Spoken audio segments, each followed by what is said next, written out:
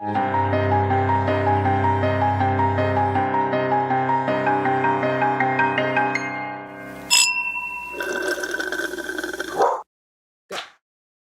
a beautiful little clap. That was a good one, wasn't it? Like sometimes I feel like our fairies, like their wings touch each other by accident. Oh, That's like a butterfly kiss. Yeah. that's what happens in my brain every time we clap at the exact same time. That's so romantic.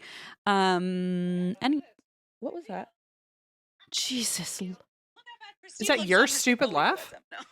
Yeah, I know. It's Jesus. It was your phone filming us? My phone was just it was playing an old episode. Oh, that's cute. See, that's even better than when the fairies touch their wings. That's when they realize they're gay and kiss. Everybody had to hear double of us, including ourselves. Like, that's a true nightmare. Jeez.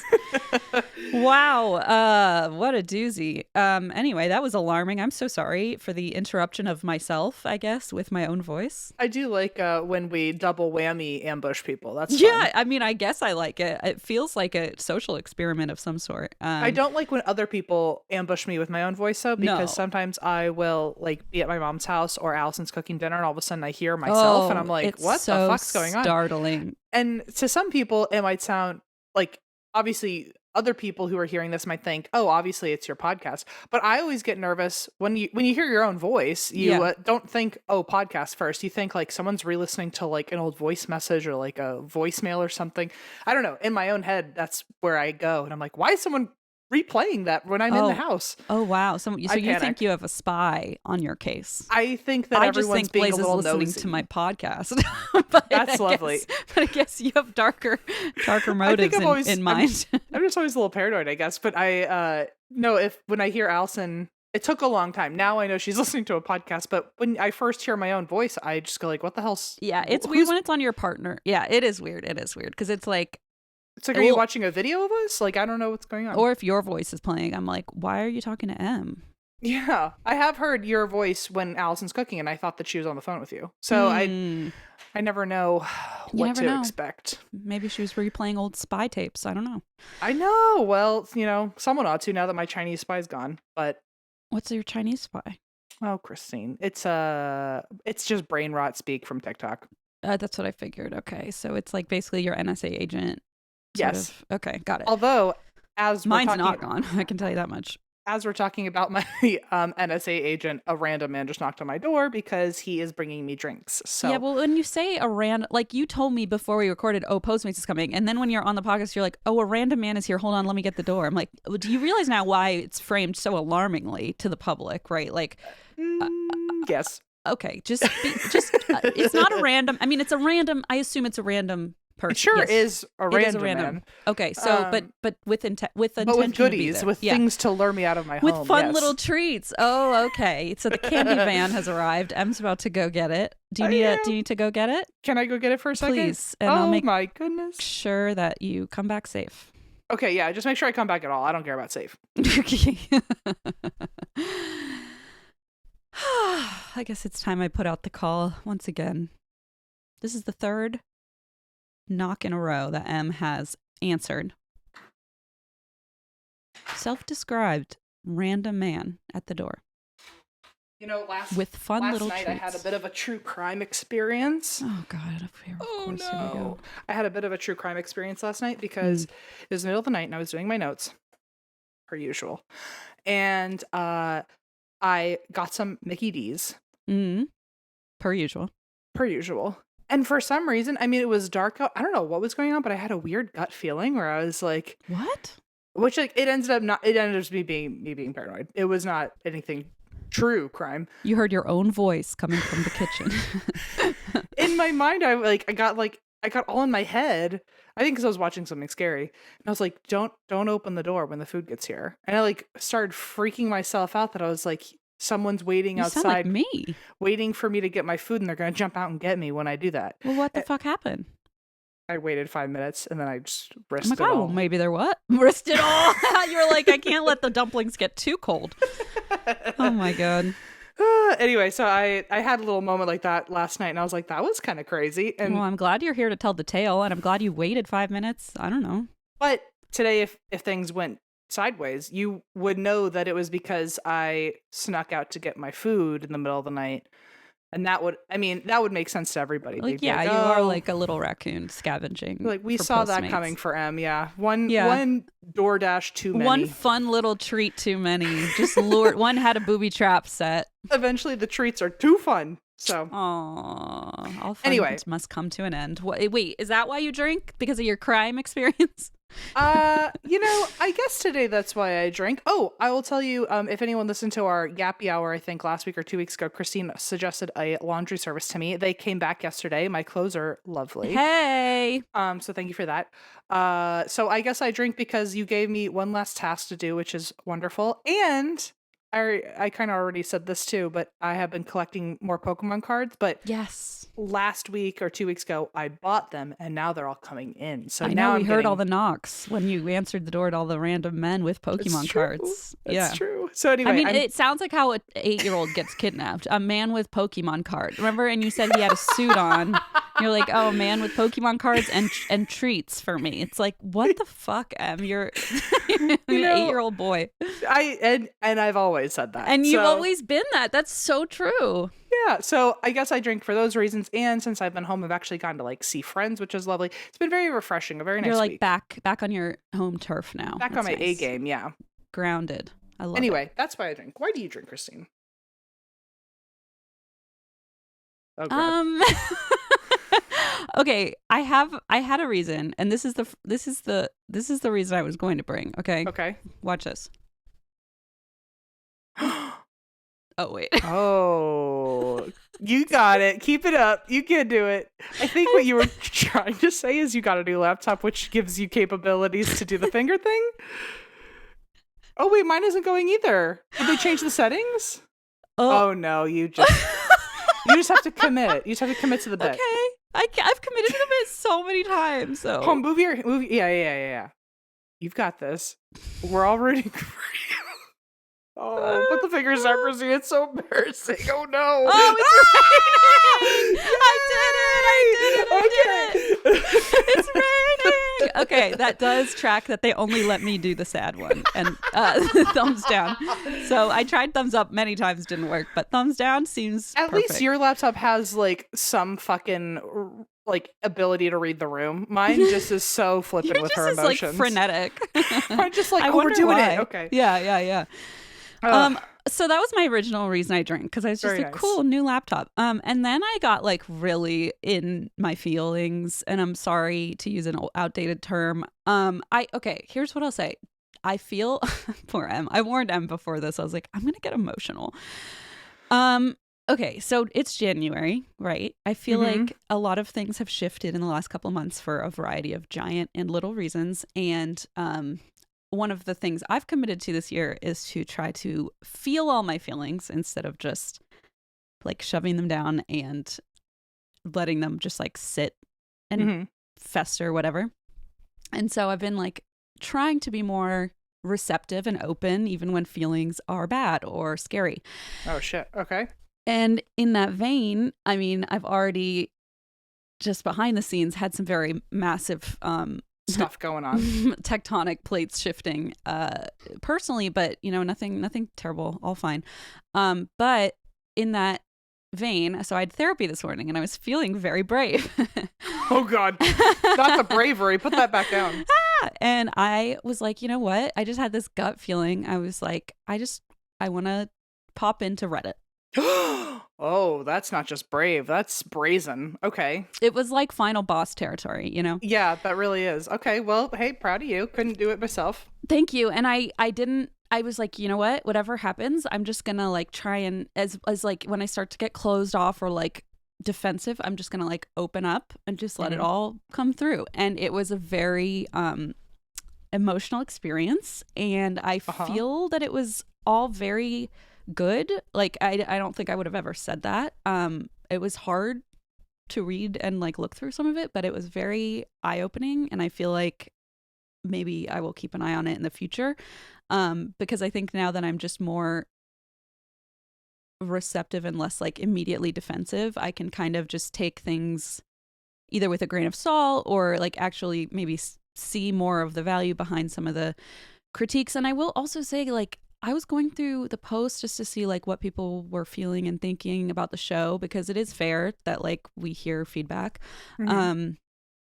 And I was just shocked at how few like nasty comments there were. Like any Reddit posts I'm on, anywhere on Reddit, there's like nasty posts and nasty comments. And there were like one or two that were like not nice. But I mean, everybody, even when people were like, oh, I don't listen anymore, whatever, like they were all very kind and nothing nasty. And so I just was very thankful for that. And I just wanted to kind of put that energy back out there to all the listeners too. Like, thank you, even if you're not feeling it or whatever, that you're not, you know, being mean. That's just really, that goes to show like the listeners we have just being really, really great. Let me check my notes. Hold on. How far down did you go? Wait, on Reddit? Yeah. I was like, oh, I'm on bullet 2 of 92. No, yeah. I'm just kidding. How far? Not too far. I just read a couple like posts that said like, does anyone else feel this way? You know, like the very daunting ones where it's like one was called disappointed frown face. And so of course I clicked that one. Great. And I felt like it was a very eye-opening experience. I just wanted to say thank you for everyone for even giving feedback and leaving your opinions, because even when it was differing, like people were at least giving their honest opinion and being kind about it. And so thank you for that. And so there was like a through line with a couple of the things that I was reading that were like questions people kept asking or inconsistency or clarity that maybe they wanted. So I don't know how many people out there actually reflect this, but it seemed like people were confused about a few things. So I guess I figured we'd kind of like just explain, I don't know if there's anything from our side to elaborate or give clarity on or put people at ease, I suppose. And that the first one being a researcher. And we do have a researcher, but only one, and they're very great, but we take their privacy very seriously, right? And because they don't necessarily want to be shouted out or whatever. So we try to keep it kind of on the DL, but we do have one researcher, and they have kick-ass research abilities. It's a partnership though. It's not like an assembly line where they just, you know, do the work and then we read it off a teleprompter. If it does come across that way, I apologize. Maybe it's like a different writing style. I don't know, but that is not how it really works. I also found that I thought like, oh, they would just be kind of helping like collate notes and stuff. But I've also found that they have really, really good insight into a lot of things, especially in my crime stories that I don't necessarily have. So like life in, you know, the wilderness and like national park rules and life and how that works, and life on the spectrum and things that like I feel I have added nuance to my stories. But so that's why I think it's such a valuable asset to have them on the team. But for what it's worth, we do still do our own research and spend a lot of time picking topics and researching them. And I promise you, I don't just go through Netflix and pick like the top ones. I mean, I sometimes do if I'm like, that's really interesting. But I just wanted people to rest easy that we are still very committed to covering stories we like and are interested in, and it's not like we've handed off the whole, I guess, narration to somebody else. Yeah, and I'll say that both of us have different relationships with the researcher. That's true too, and I don't even know how M works with the researcher. Like we have our own styles. Yeah, I don't often work with the researcher. There are a lot of times, and that was because I don't look at Reddit, but I have people who will bring things to me. And for a while, people were saying, this was like, I guess to me it felt nasty. I don't know how nasty it is. I don't know how helpful of criticism it was, but I saw something a long time ago of people being like, "Oh, things have obviously gone downhill since we got a researcher." But then I think they were just picking a random spot on a timeline to assume when the researcher happened, and that's what it is. It's and like, they were also picking stories as examples of like when things were either much better or like, and they were picking time. They didn't know what they were talking about. They were picking times where either we did have a research and they were saying things were better since then, but then they were also using that as an example to say that our research has it was it's like you can't win a little bit sometimes. And they and that's didn't know what they were talking about. And that's the nature of being like a public figure. People can say whatever they want on the internet, and it's like at a certain point, you know. Yeah. But so anyway, ever since then, I I was like, okay, well, I've been doing a lot of experimenting with my own research. Like, it's nothing. There's no like secret hidden beef or anything with me and the No, I mean, I researcher. can tell you've But been trying like new but avenues there's and stuff. it's just me almost taking that comment to heart and being like, okay, well, how about I do this? And then all of a sudden, like they'll say, oh, this is the best research they've ever done. They obviously brought the researcher on, and then it's like an episode that I 100% did all the work on. Yeah. And then I'll do another episode with the researcher, and then they'll say like, oh, this is terrible. But then it'll be flipped the next week where with the researcher was the best and with my work. So like no matter what But people I think are, that's you what know what I mean? that's why I know, but that's why it's like, okay, the second you kind of, at least for me, the second I was like, you know what, I'm just going to take everything and be like, all right, tell me what you feel. And Yeah. guess what? 90% of people are like, I think it's fine and great, or, you know, just take a break and come back. It helps me sometimes, you know, Yeah, just like, I'm just saying because I just wanted to explain that like I don't have the same yeah, relationship with the exactly. researcher that you And do. I would argue still at least half of my stories I don't even use a researcher. So yeah. So it's also like, yeah, moot point in a certain way. And so we do have a researcher, yes. And I believe for my stories, because it's the nature of like true crime and telling people's real life stories and very but you have a personal, lot more on the line. very traumatic. Yeah, it's like I just care about the really very carefully done research. And yes, I, you know, have a journalism degree, which helps, but also having a researcher to access like those library things that I don't have time to do these days. You know, and things like that where it's like so helpful to get the extra tidbits that aren't in the main sources online. Anyway, all that to say, yes, we do have a researcher. I very intentionally didn't want to make this defensive, and I'm sorry. I don't want it to No, come you're not across being that way. defensive. I the only reason I jumped in was to say that like you said, oh, I don't even know how your relationship is. Yes, yeah. And But it's good to know because I'm like, okay, that's good because to know. I didn't well, even part know. of me feels like, you know, then people will hold on to the part that I say, like, oh, I don't even use a researcher. But I will say to the people who like have left comments, I've gotten feedback that some of those episodes are the ones that you thought I used the researcher the most. So you don't really know to what degree. Since we're talking about it, I'm just bringing it up because I'm like, oh, that's always kind of rubbed me the wrong way that people just assume that the episodes are better when I have I think, no yeah. grab on it, and it's like sometimes those are the ones you guys like the most. So I'm so you know. glad you said that though, because I feel like that is exactly what I was trying to do, is just like clear the air, so to speak, and just be very upfront. Because another word of 2025 for me, I have two that I'm like really focused on, which is simplicity. Well, three, I guess: simplicity, openness, and authenticity. And I think what like being authentic is so undervalued in like the entertainment field, whatever. And so, you know, we try to be that way. And so that's and I guess maybe I don't know, that was part going on Reddit and just really like just taking it all in and seeing like what, because it's, I mean, it's what people are thinking and feeling, you know what I mean? And it's Mhm. like, I can't control that from my end, right? Like if they're gonna not like something, it's okay. They don't have to like it. And I just really wanted to work on like my spirals, you know, and not falling into those. And so I just kind of like took it all in, and most of it was really positive or at least like kind, you know. Sure.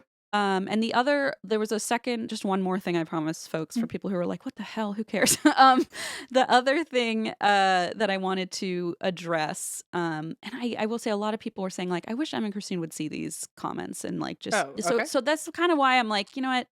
Okay, yes, I will see the comments and I will hear them and internalize them, and not internalize them, I guess, but like, you know, I will take them in and then make a decision. But upon reading a lot of the comments, people were, you know, saying different times that they've sensed we were like burnt out or, you know, super exhausted. And like, yeah, you're probably right. I will say though, a very funny thing, my newer friend, Nicole, who does a psychic story podcast, she was listening to an episode and she's like, really? Like I said something like, oh, that was like one of the worst days and whatever. And I had just had this like horrible thing. And she goes, really? I like totally didn't sense any of that. I'm psychic and I know you. So I think at a certain point, it's hard to read somebody just based on like a 2-hour. Well, also, I think it's the same thing as the researcher where I think people sometimes think that we're the most burnt out. Like remember I told you a while ago that I got feedback that people were saying like, oh, I'm obviously miserable and like hate the show. And I was like, that was when I felt the best. And like now, ironically, by hearing that, now I don't want to do the fucking show. So like, it was like, I was feeling really good about myself. And then, or like someone like like they recognized me, and the first thing they said was like, "Oh, like you're obviously so tired." And I was like, "Why would you say that? Like I'm actually like in a really good mood, and now I'm not."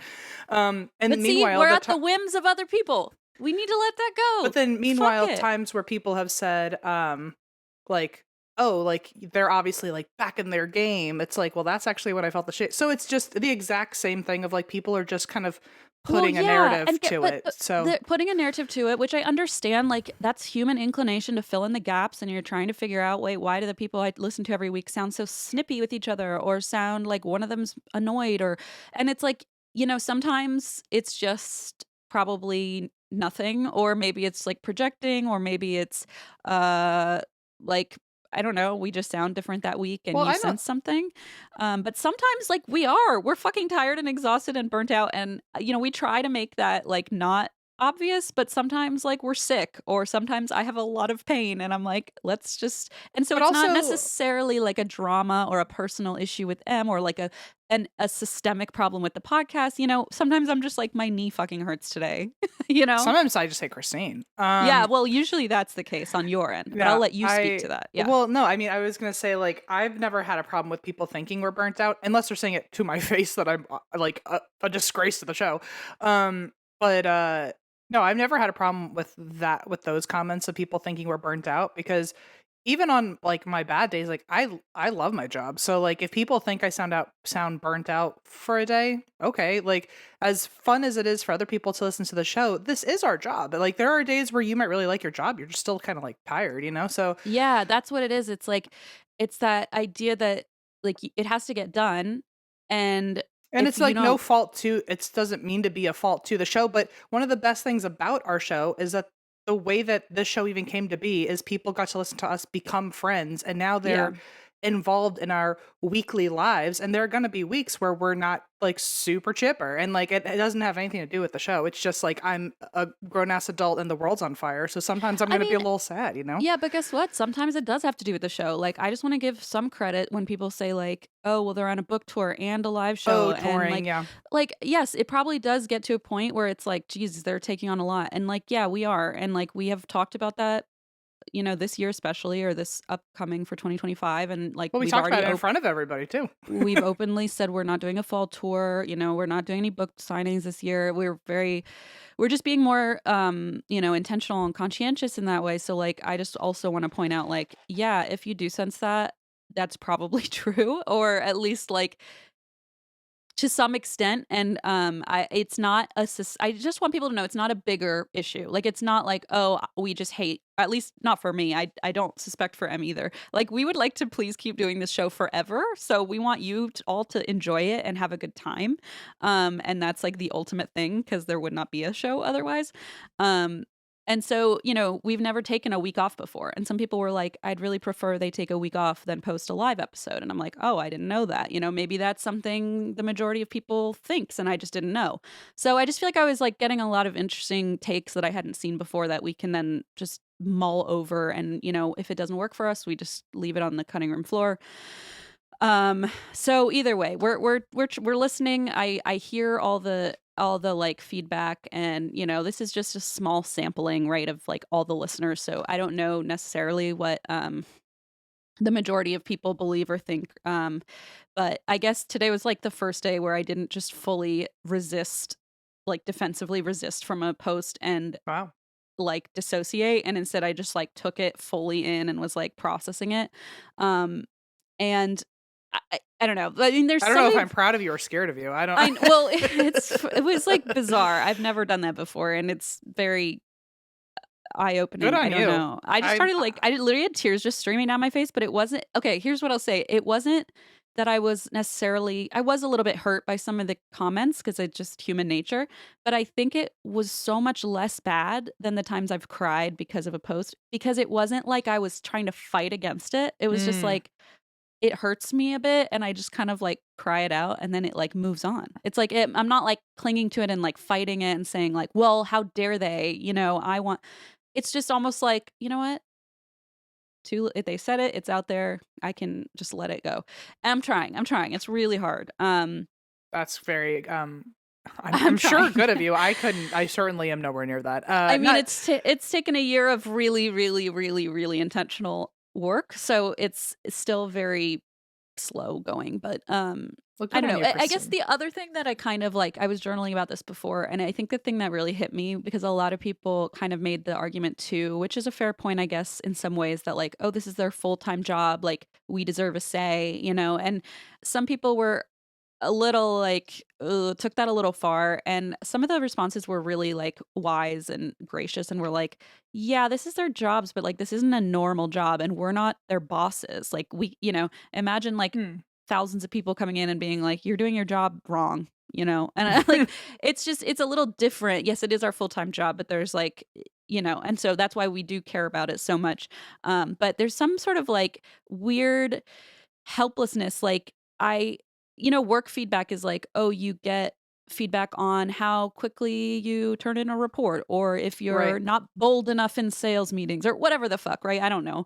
I don't have a normal job, but when you go on and it's like reading critiques of like your full-time job, and it's like, oh, Christine has taken on a lot with parenting, it's like it gets so much more personal, and it's like Hmm. about you and your identity. It's like, oh, so and so's not as funny as they used to be, or so Oh, and so's great. so annoying. No, these aren't real examples. I'm just saying, like, they're so annoying. I'm just thinking of like podcast reviews where people are like, oh, their voice sucks. Like, it's things where like in a quote normal job, you do get all that feedback and criticism as well, obviously, and it's not It's about easy. your But performance and not right, your it your yeah, it feels like personality. this is like one step further into like like confronting your identity, right? And so anyway, I was Right, just it's like feeling your boss being like, "Yeah, your numbers are really good, but I got to be honest, you kind of suck. I you're a kind of terrible just mom. I can't stand your voice." Why do you breastfeed? It's like, get a better vocabulary. No, these are all examples. None of this is on there. I'm not saying anybody said this website. I'm just like throwing out Yeah, I gotcha. hypotheticals.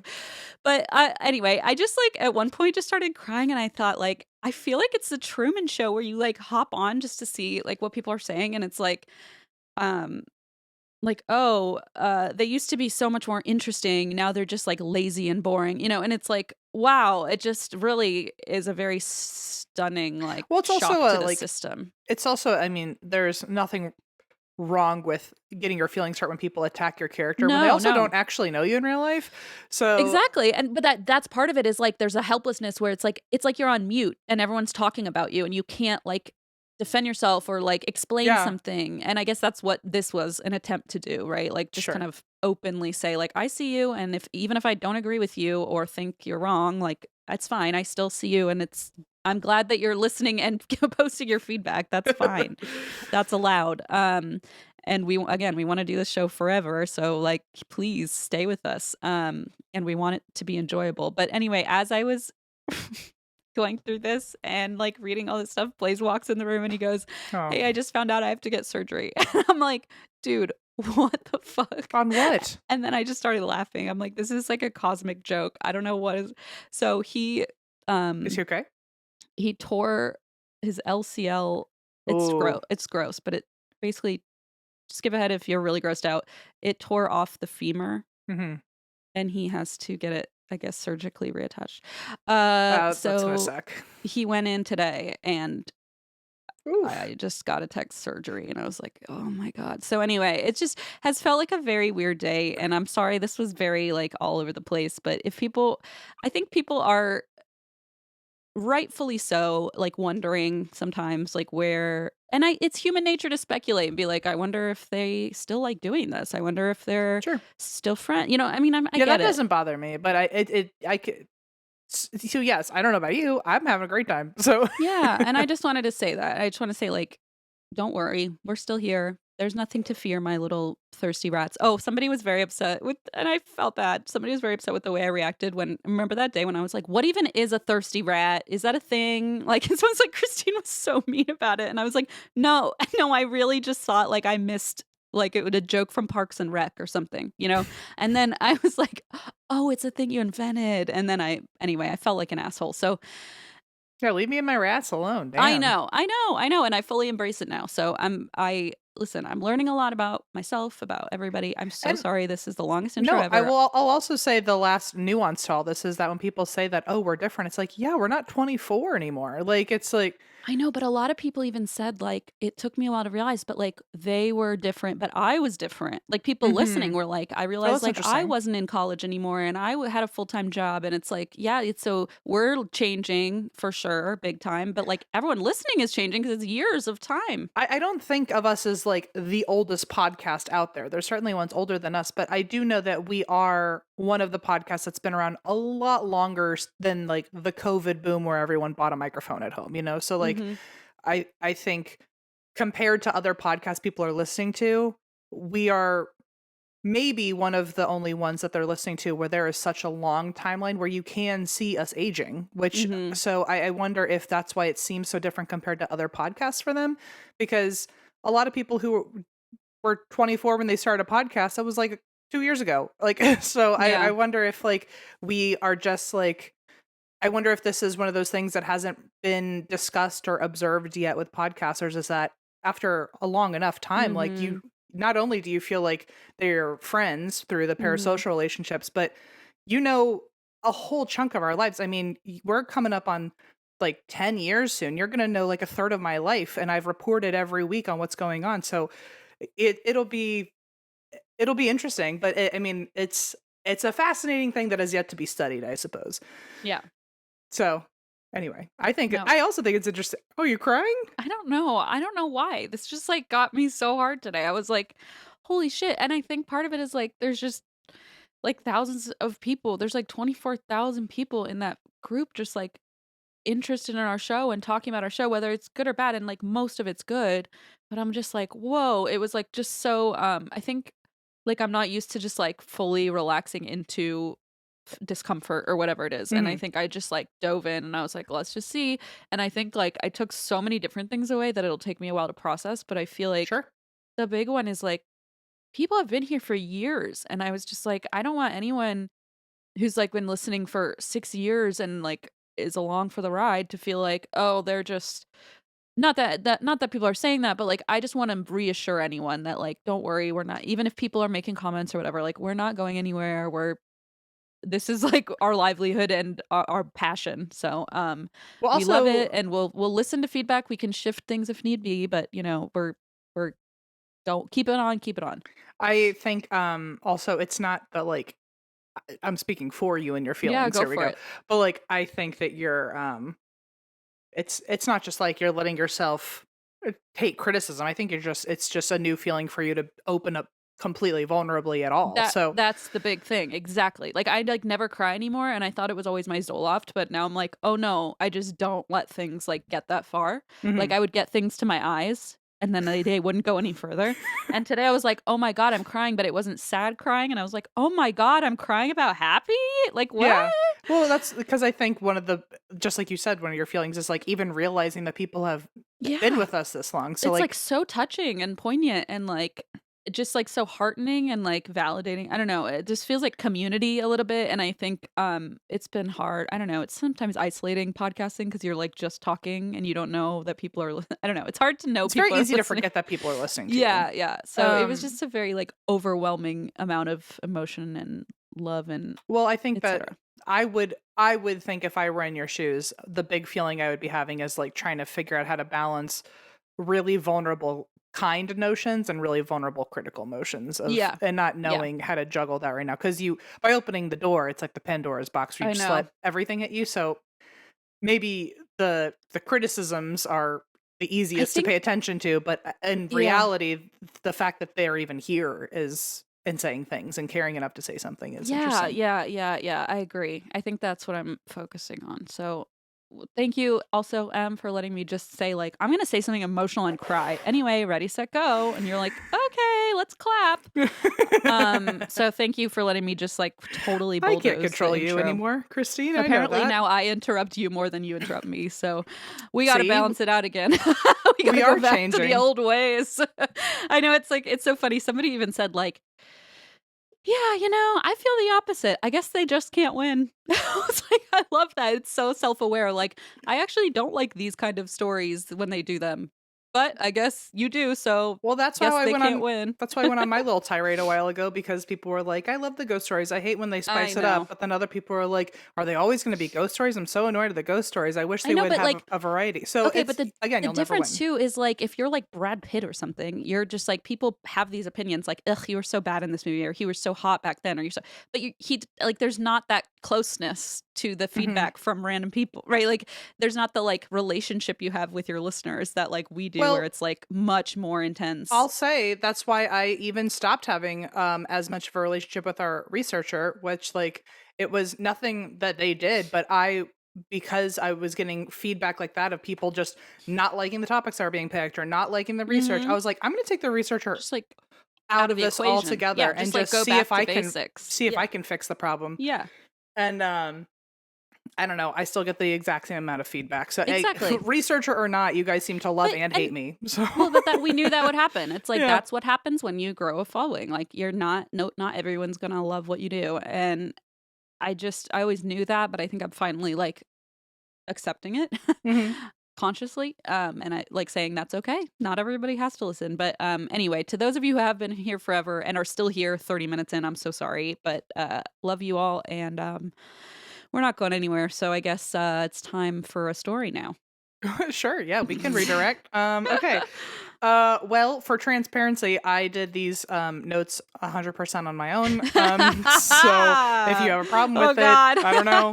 We'll see. This will at least if you're gonna give feedback on Reddit later, it'll be honest, because you'll know that a researcher Yeah, was not fair involved point. in these. Fair point.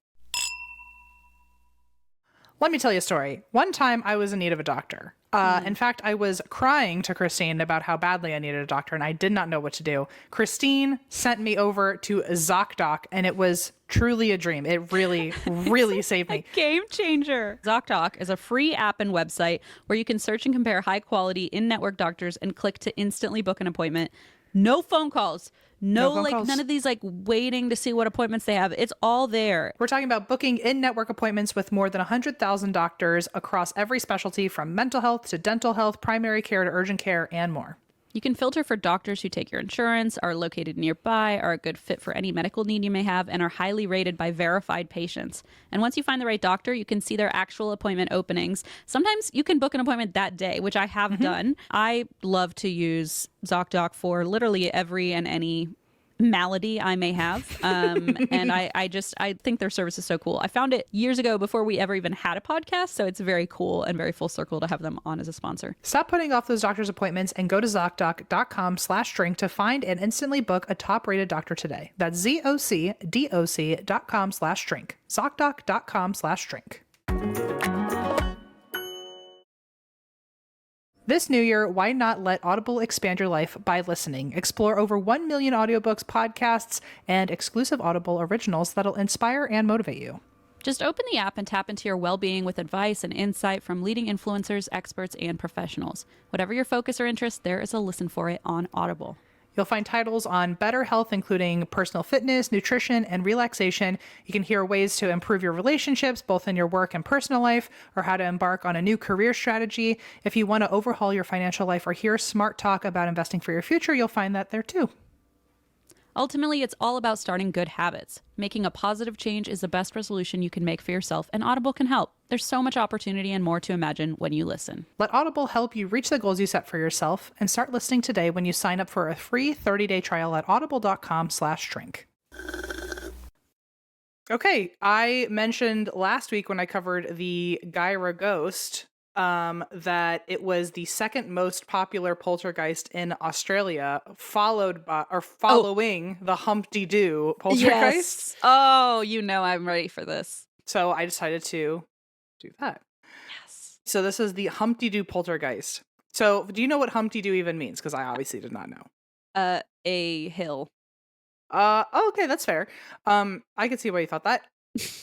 No. That's a very nice, like, gentle parenting way to tell me I'm so wrong. You're crying a lot, so I'm just gonna be like I'm really kind a bit about fragile today. Hey, fucking idiot! You were actually wrong. I take it. I embrace it. I am an idiot now. Humpty Doo is like a slang in Australia for topsy turvy. Oh, okay, interesting. Everything's I love that. all Humpty Doo. Yeah, All right. that totally makes sense to me. When you say it like that, I got it immediately. Yeah, in the So, context. yeah. So the Humpty Doo. Sorry. And not only is it slang, it's called the Humpty Doo Poltergeist because there's also a town called Humpty Doo. Oh, So it's like a town, the Humpty but Doo is it like Poltergeist. offensive? Like, oh, everything's backwards there, or is it just like it just happened to be a catchy name? I really hope that they celebrate Opposite Day. I'll just say Wouldn't that be fun? Honestly, I really hope that it's I mean, it's like having a town called Topsy Turvy in the States. Like, we'd be like, oh, everything there's upside down. You know? I don't know. a lot of people have ruined this as I say it, but January 6th should be Topsy Turvy Day, and I say that because in Hunchback of Notre Dame there was Topsy Turvy Day, and it was January 6th. What? There was? The Topsy Turvy Day, that song. I have no clue. Something about the 6th of January, I think. Anyway, in America, it certainly is a Topsy Turvy Day That these sounds days. thrilling. Yeah. But yeah, so if you wanted to have a true Humpty Doo day, according to We just had one. Hunchback of Notre Dame, there you have a date. So, okay, Humpty Doo is one of the best documented poltergeist cases of all time. Certainly, it's known as the most famous one in Australia. And anybody who went into the Humpty Doo poltergeist house, none of them ever left a skeptic. Really? No one. Nobody. And there was a lot of people. So it starts in 1998, and this happened in a rental house. This is 90 McMinns Drive, which as of 2021, it was abandoned. So I don't know if it's because of the ghost or because it was just a rental house that's probably not being used anymore. It was in Humpty Doo, Australia. It was because of the ghosts. Okay, sure. Yeah, let's say it. That's what my research. Who's going to get me? Says. Yeah. Right. This was in Humpty Doo, Australia. It's 45 minutes from Darwin, Australia. I say that because apparently Humpty Doo is like a very small town. Okay. There were 5 housemates living together. Pictures of them let you know that these housemates, I mean, they look like the Sons of Anarchy. Like they are like billiard pool hall, like motorcycle biker people. Guys. Yeah. Okay. That's at least the vibe they gave. I don't know if I never watched that show, and I was like, is that a zombie one? I forget. I was like, what do they look like? Oh, no, okay, it's ones bikers. where they look like they could hit you with a pipe and it would be expected. I'm so scared. You know? Yeah, I'd be like, yeah, that sounds right. Yeah. And I mean that from the bottom of my heart. They it's seem only like with love. Yeah. I watched interviews with them and everything. They seem like lovely people, but also I'll say a lot of times the like scary mustache muscle bikers are the nicest people out there. So yeah. And they're usually maybe the more skeptical ones in historically speaking, you know? Yeah, or at least they're the ones that are tough as nails. They own the afraid of no ghost. The salty spittoon. So yeah. Let's put it that way. They all look like they belonged in the salty spittoon. That actually is the perfect analogy. Thank you. And so there was 5 of them. There was Andrew and Kirsty, who were a couple. There was Dave and Jill, who were a couple. And then there was their bachelor friend, Doug Murphy, who also went by Murph. Bachelor Doug. Okay. Bachelor Murph. Yeah, he I only say that to let you know that that's I don't know his relationship status. Fifth wheel. Yeah, fifth wheel. So it was Andrew and Kirsty, Dave and Jill, Murph. Does he ride a unicycle? They all have to ride a motorcycle. Remember when I said I'd stop interrupting and then I just like can't? It's like intrusive thoughts. I just can't. First of all, I encourage the interrupting. The whole point of the podcast that everyone seems to like is the banter. So if you stop talking, I'm going to have a fucking problem. Just to clear the air for everybody there. So Dave and Jill, one of the couples, they moved into the house a year before anyone else did, and they never had any activity. So I think that's where they say, I wash my hands from this. This is not my fucking fault. Okay. But when Andrew and Kirsty moved in, and by the way, they also had a little baby named Jasmine, who doesn't really get much play in this story. Probably for the best. But when Andrew, Kirsty, and their baby moved in, that's when activity began. So okay. Well. They have a lot of explaining to do. Mm-hmm. That baby better speak up. Jasmine?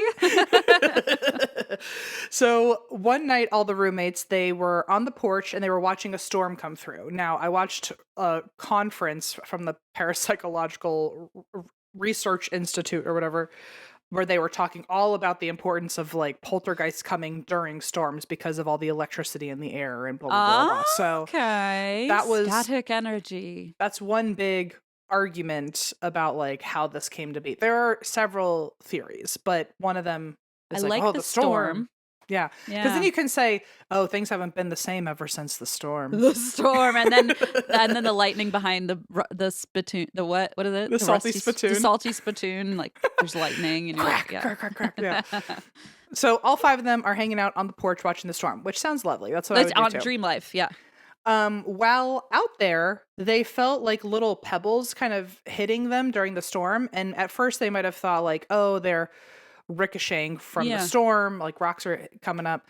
But they noticed, one, these were identical to the stones in their gravel driveway, so they were definitely coming from their driveway, and the storm hadn't hit that close yet.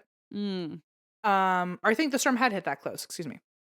So they knew the stones were coming from their driveway. They originally thought they were ricocheting from the storm, but they realized that they were being thrown pretty much at face.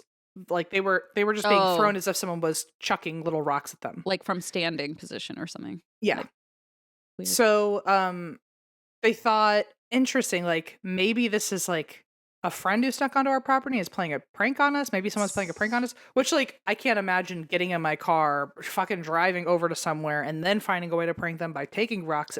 I can't wait to do this to Em later. When they're like, I'm not going to go outside. I have a gut feeling I'll encounter a true crime. It'll be me in the bushes with some gravel. I'd be like, I hate this. But I guess their first thought was that there was someone on the property pranking them, and they actually walked around the property. They couldn't find anyone. They even called out and said, haha, like, hurry up. Like, we know what you're up to. And also the storm's coming through. Please come inside. It's dangerous. And, well, you hope it's a friend. You hope it's not a stranger who just showed up and started throwing rocks at you. But nobody ever, said that it was them. They just were like, oh, that's weird. I don't know how to explain these fucking rocks. Let's all go inside. Mm-hmm. They go inside, and now even though they are inside, they keep hearing these pebbles getting thrown at the house. And then they hear a bunch of them end up on the roof as if someone took a handful and threw them up and they landed on the roof. Like a clattering.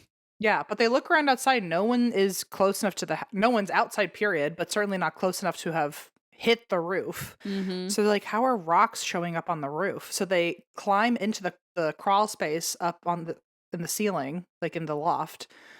And when they get into the loft, from the inside of the house, it starts raining rocks on them. What? As if the rocks somehow were thrown up into the air, what's the right word? Went through the roof to come inside the house and then drop on them. Oh my God. So it materialized through the... out of thin air. And they were the same rocks from outside. And not only that, but even though it was raining outside and all the rocks outside were currently wet, these were bone dry and warm to the touch. Warm? Yeah. Warm. Ugh. So at that point, it's like, what do you do? Like, you just hope that you knocked something around in the loft. Sauna. You hope some hot rocks, some steam. Sounds peaceful. And during a rain, you can hear the rain hitting the roof. You don't even need a sound machine. Mamma mia! You can not the rain. You can hear all the rocks hitting the roof. Very, very delightful ASMR experience. And it was a corrugated tin roof, so the rocks were like bang, bang, clattering bang. around, and then bouncing. Yeah. So anyway, I don't know what I would do. Christine would have a sauna. I would panic and cry. And I'd say let's go to a real sauna and get off this property. Okay. I'd say, well, you have a perfectly good one at home. Well, it does feel like a salty spittoon version of a sauna. It's like, let the rocks hit the corrugated tin roof. The biker spa. Since they the rusty corrugated metal. Oh my God.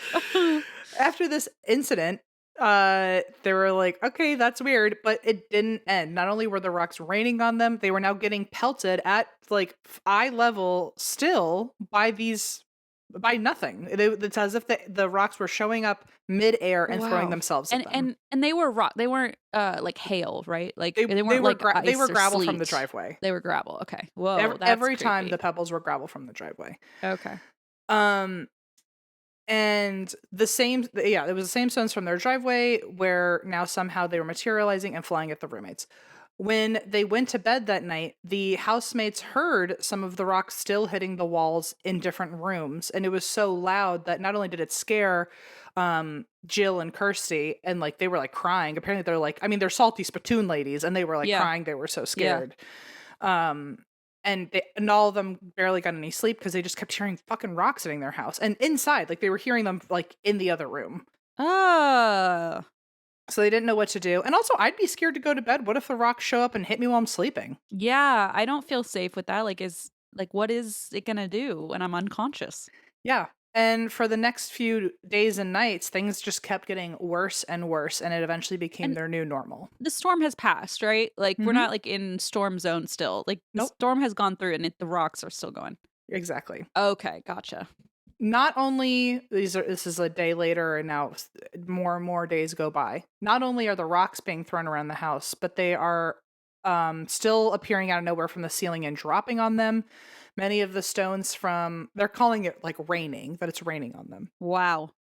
Other objects begin flinging themselves throughout the house, seemingly out of nowhere. Even if it's an item of theirs, it seems to be just appearing and then hitting them.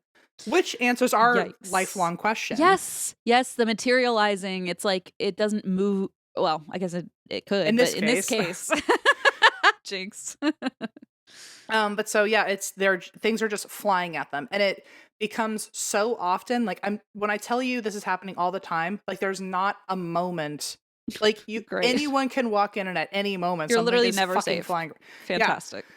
And it seemed to like certain objects more than others because it became something that would fly around all the time. They called these items frequent flyers. No, wait, okay. What? And these items were AA batteries, which are hard and hurt. That would hurt like a bitch. Wrenches. What? I spoke shards of broken glass. Get out of here. Steak knives. And bullets. This is my here knife frequent flyer.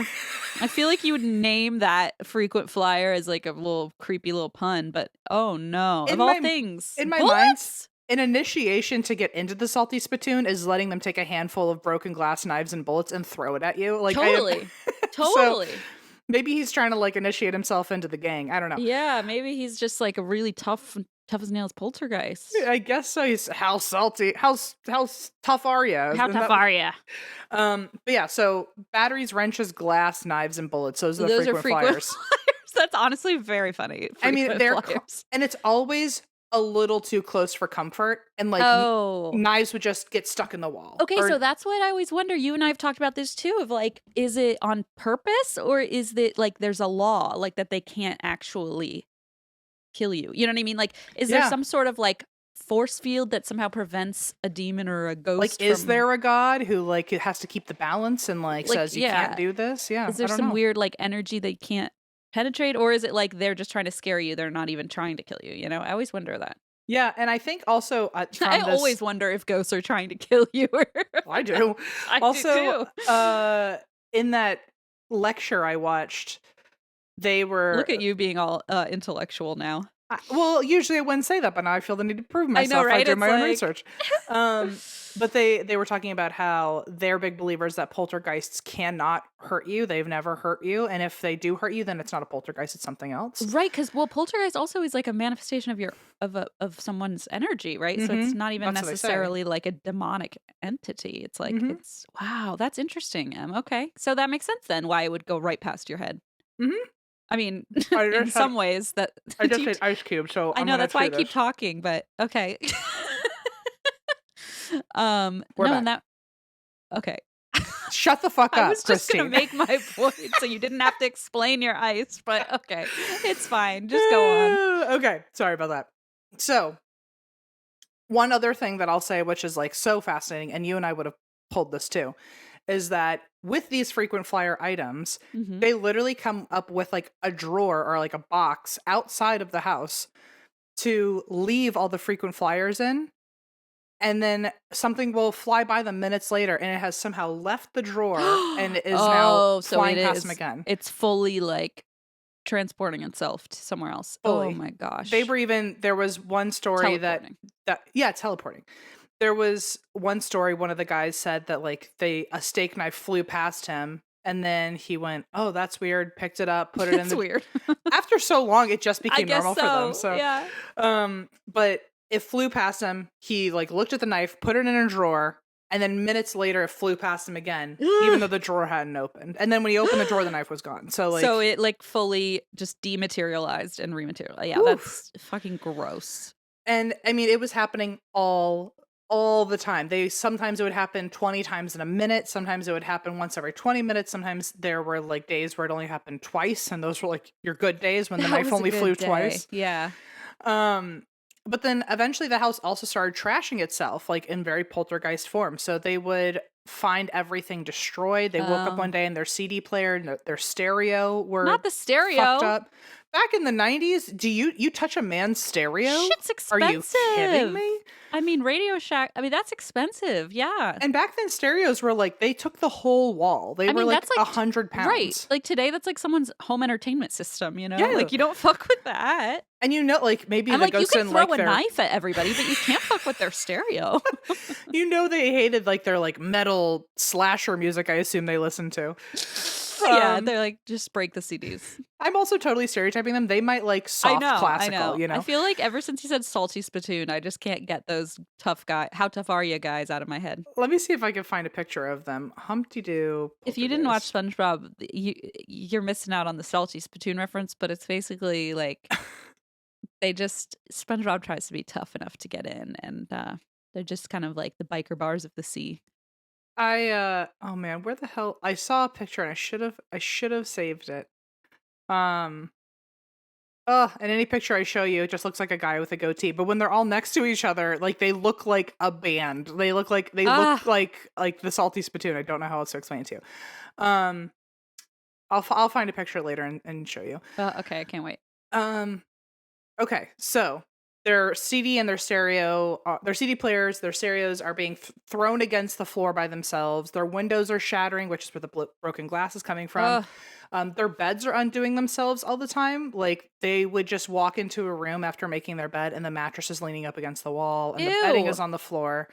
And they even said like it's a daily occurrence where they would just say to each other, "Your mattress is on the wall again. Mattress is on the wall again," and they would have to come and redo their bed. What a pain in the ass. Eventually, I just keep it on the wall every morning. I woke up, put it on the wall. Just sleep on. I just sleep on the wall. Well, no, that wouldn't work. I don't Floor. know. I'd find a way. Yeah. Every day they would go into their rooms, find their bedding completely undone.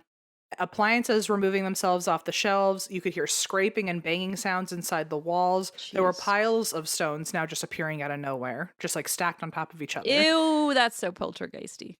And they didn't really know what to do. So despite not being religious, they called in a priest because what else do you do? You might as well just give it a shot. There was Father D'Souza, and he pretty much as soon as he came in, activity began. This is actually a quote from like as soon as he walked into this house. One of the residents screamed out, "Father," and when he turned to respond, he saw a knife that had been on the kitchen counter flying straight for him, and he felt that he didn't have time to react. When the knife was just a few feet from him, it stopped, just as though it had hit something, and fell to his feet. No, okay, because I was going to say, well, you could argue like, oh, the guy threw it at him when he wasn't looking, but the stopping in midair thing is... And as if it had hit something and then dropped. Shocking. So I wonder if like what we couldn't see is it was like holding it like a murderer and then like just wanted to like, scare it and dropped you? it. Yeah. Oh, yuck. Father D'Souza, believed that the entity was attached to someone who was unaware they were a medium, which is an interesting take. Interesting. And he tried to bless the house, but after only 3 days of silence and peace, the activity was back. So they had to call another priest in because they were like, this guy didn't cut it. So we got to bring another one in. Obviously not. So then they bring in Father Tom English. I don't know if I'm impressed or mad at this. I don't know if this is like a thanks priest situation. Okay. But he walks in and he straight up just says, "I can't do anything." Listen, you gotta love someone who admits... The honesty? Yeah, who admits when they're not up for the task. What'd you say? Simplicity, authenticity, and openness? Yeah, careful with those fingers. You're going to set off more balloons or hot air balloons or I don't know what's going to happen. But Here, you do it then since your laptop sucks. Yeah, here we go. Simplicity, authenticity. What was the other one? Openness. And openness. And he was all three of those in one sentence. God, there, finally. Finally. Yeah, he basically comes in and he says, I'll help however I can. Nope. I've tried. I'm sorry. I really thought mine would be different. Do you want to do the balloons? That's a peace sign. I tried that one. I did too. Oh.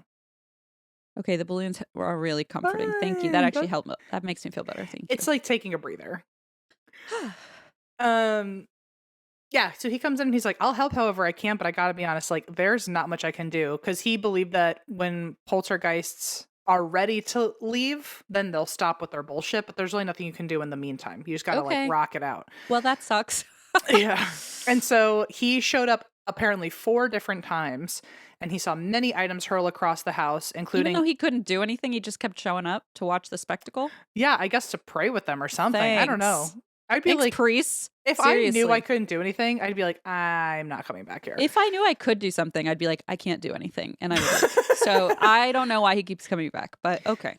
Well, so during his stay, he saw many items hurl across the room, including a bullet that appeared and fell to his feet. Ew. Okay, but see, this makes me wonder if instead of someone like running at you or whatever, or like holding it, if like it does just projectile, but then you like everybody has maybe like some sort of force field or like energy protect. You know what I mean? Like when it went to the priest and then like fell, like maybe there's some sort of like protection shield we don't know, or like energy field. I don't know. Or maybe it's like how they do it with green screen and there's just someone in a full-blown onesie just holding the bullet. You know, that seems more reasonable, actually. Yeah, you're right.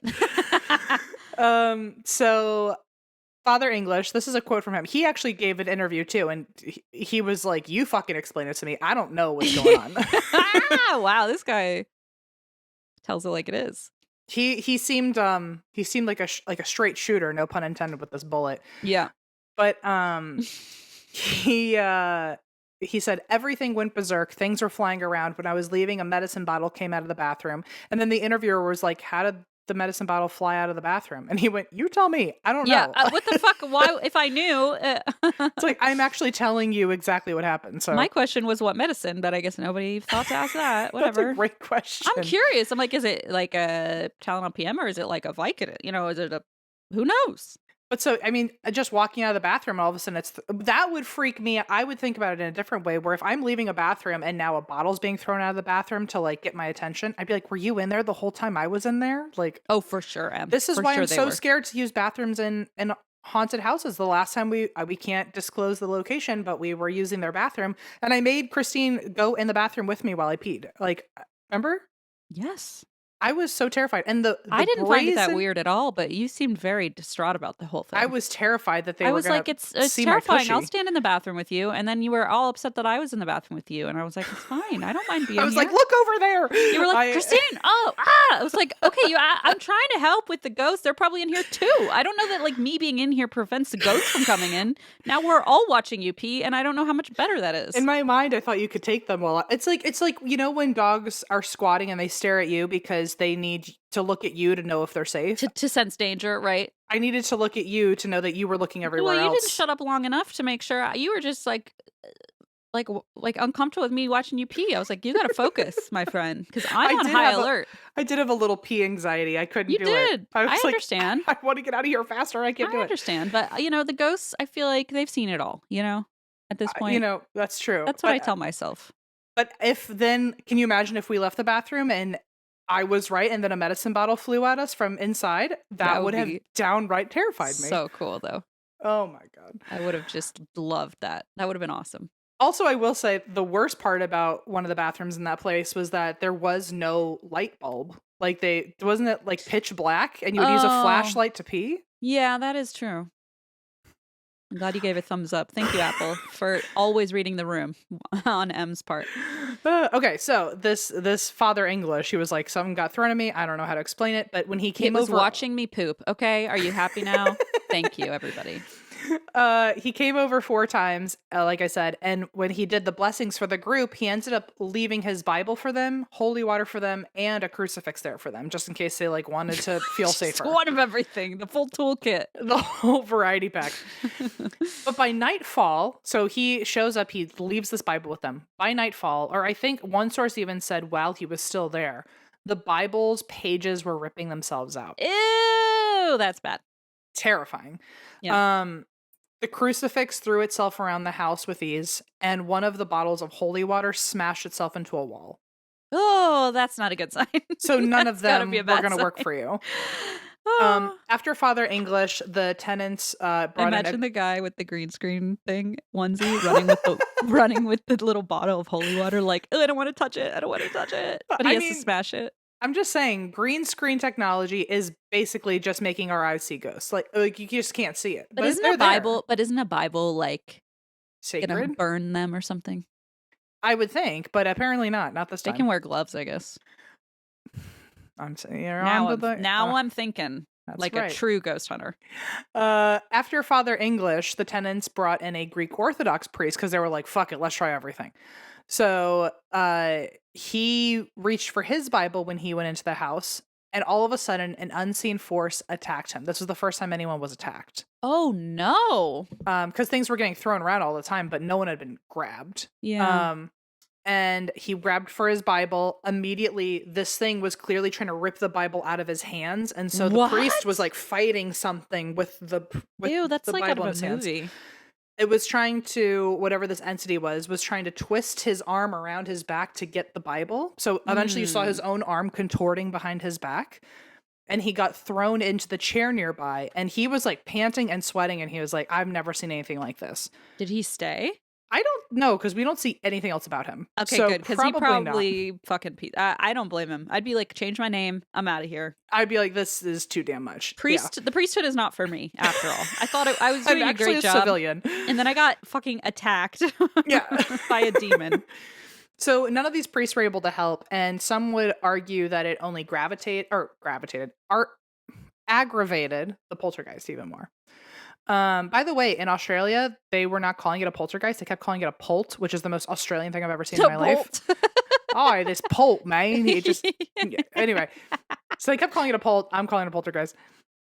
But yeah, a lot of people said it only aggravated them, and anytime they said any phrase or mention of a Bible, all of a sudden activity would pick up more after these priests were here. Okay. See, thanks, priests, all over again. You were right at the beginning to have the same inclination. From the very beginning. You knew. Since I've been saying. Day one. You've always said that for real. So pebbles are being thrown all the time. This is now like a full-blown regular occurrence, minute by minute. Very rarely were there days without a single incident. There were often dangerous items being chucked around. A lot of them, like I said, would narrowly miss them as if just toying with them, or maybe there's some rule we're unaware of in the cosmos. Interestingly, the housemates were, like I said, not very scared eventually. They were just fascinated by this thing, but I think it's because they realized at some point that this poltergeist wasn't trying to hurt them. It was they didn't feel as afraid, maybe. Yeah. Yeah, and it also, weirdly, when the items would hit them, which did not happen a lot, but when it would hit them, all of them felt out of character soft. Like, apparently when the rocks would hit them... Oh, the items felt soft. Yeah. Oh, what? So when the rocks would hit them, apparently, this is a quote, it felt like a marshmallow. So it was truly just trying to get their fucking attention. Oh, weird. I wonder what a knife would have felt like.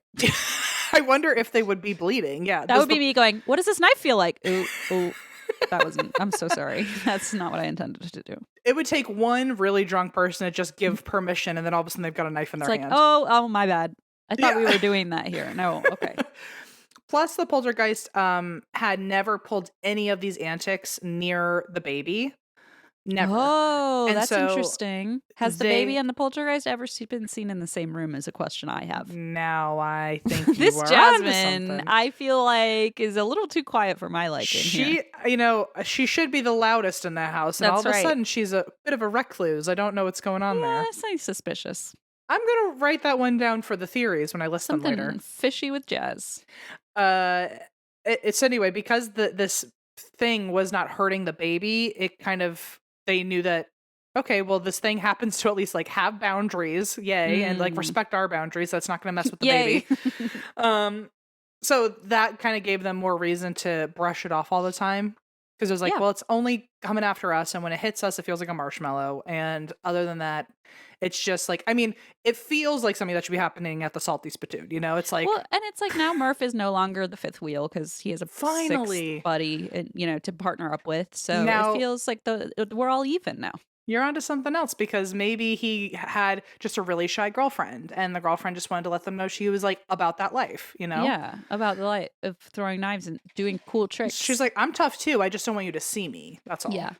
I'm just a little shy. That's all. And so, and I hate Greek Orthodox priests. That's one thing you need to know about me.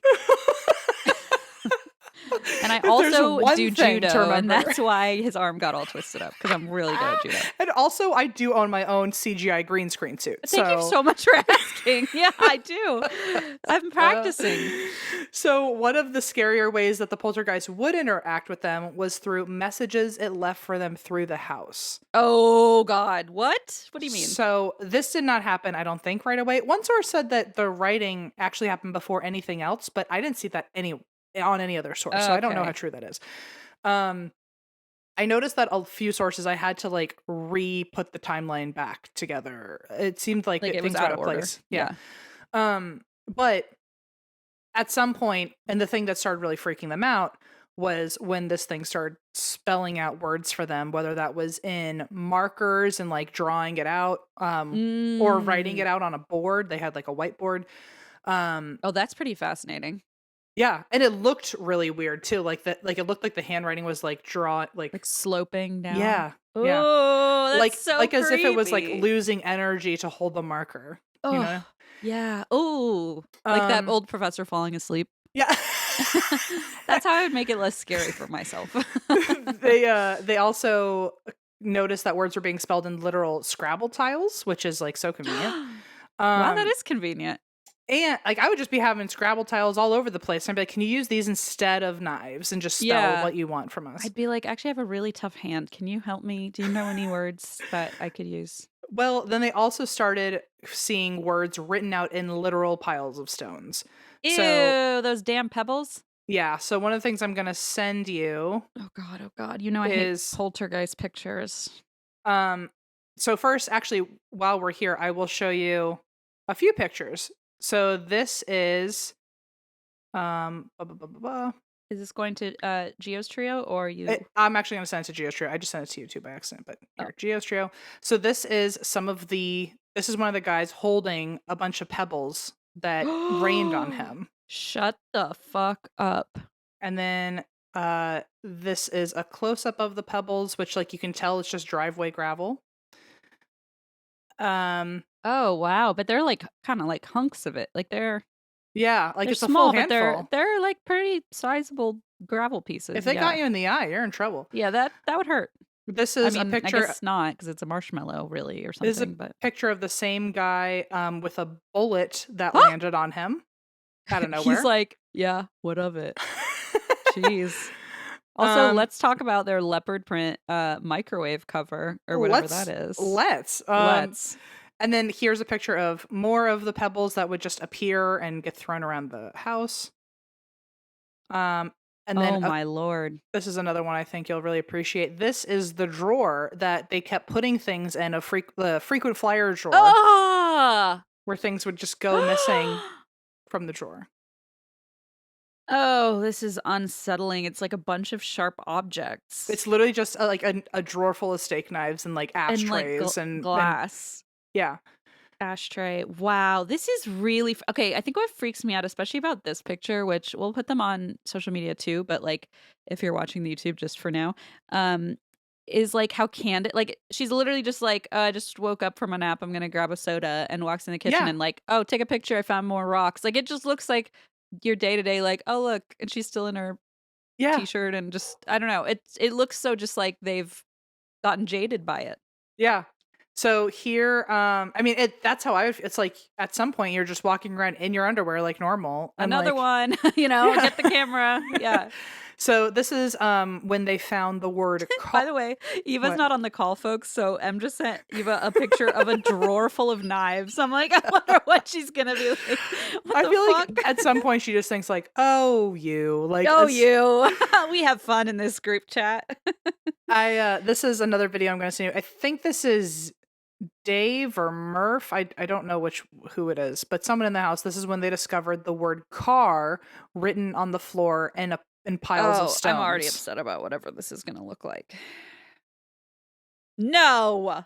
And it was just discovered. Like, and it just happened and a lot of times this would happen within seconds of having just been there and it wasn't there. So there's not enough time for these It's things not that have like even somebody been built. ran in and like pranked them or whatever. No, That like is it's happening upsetting. in seconds.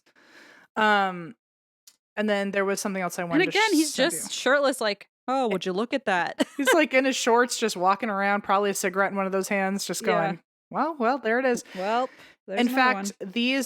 this is a list that they started keeping of words. I just sent you another picture. These are some of the other words that showed up. Oh no. Oh my god. Okay, so first of all, there's a picture of a cross is the Yep. first one. That's not great. There's a picture of what looks like a Trident. trident, yeah. Uh-huh. Car. Troy was not one of the people, right? No. Okay. Help, fire, MF, skin, no TV, pig camera, die, tonight you die. Yeah. Hello? I like how it started with car. Like, I'm just learning my spelling and then I'll get to them more. Right? Like, why would you start with fucking car? But okay. This is horrifying, Em.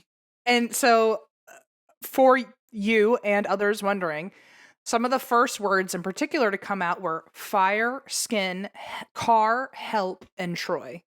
And whoa. 2 weeks before the poltergeist activity began, one of their friends, Troy, burned to death in a car crash. No. So fire, skin, car, help, Troy. Holy shit. This led many to believe, obviously, that the entity was Troy trying to make contact with them. Uh-huh. The housemates, however, everyone in the world seems to believe that this is like one of the most plausible explanations. But the housemates never believed this was Troy. One, because Troy was misspelled. Troy has a U in it. It was Trouy. Okay. So why would he spell his own name wrong? Then he also, why would he throw knives and bullets at his friends? Yeah. You know what I mean? It's like if you're going to get someone's attention, you can pick other frequent flyers like a Rubik's Cube or something, you know, or like a stuffed bunny rabbit. Like you don't need to make it like a knife and a piece of glass. Yeah, or like just like keep doing the Scrabble tile thing and just say like, Yeah, hey. I mean, he did say help.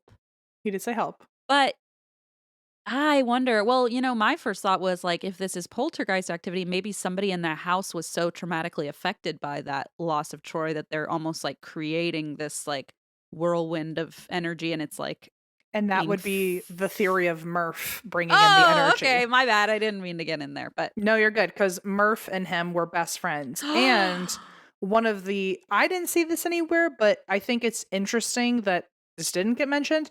On Murph's arms, he has tattoos of flames, which would make skin and fire make sense. Oh my God, you're right.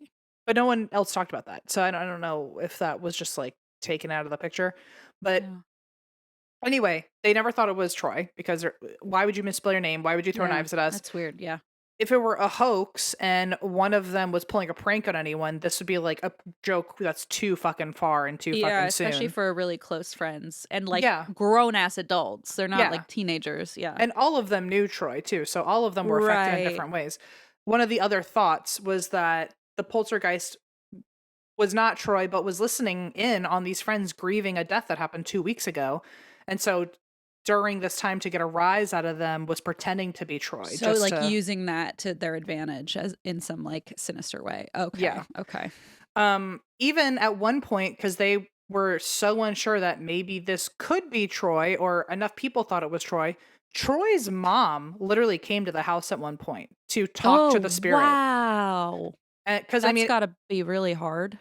Yeah, I'm sure. And because Murph was like Troy's best friend, so I wonder if Murph just said, "Can you come over here and tell him fucking stop throwing knives at us?" Yeah.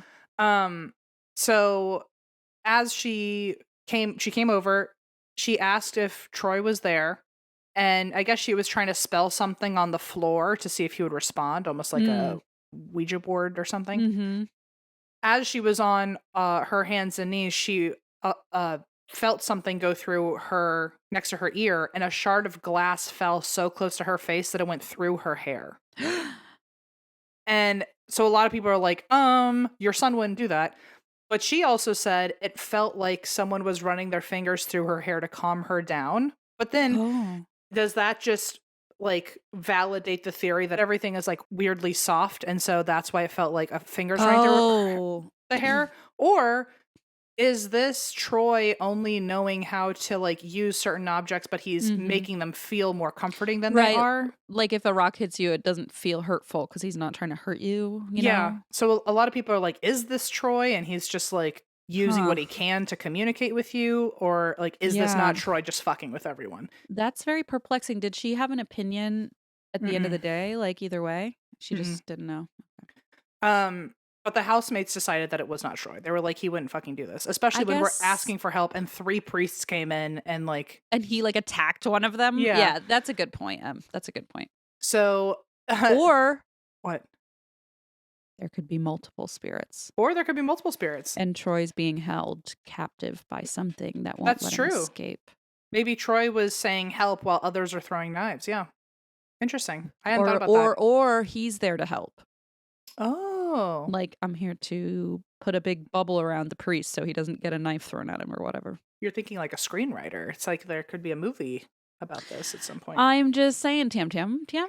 Just kidding. Somebody else write it. I don't have the time or energy.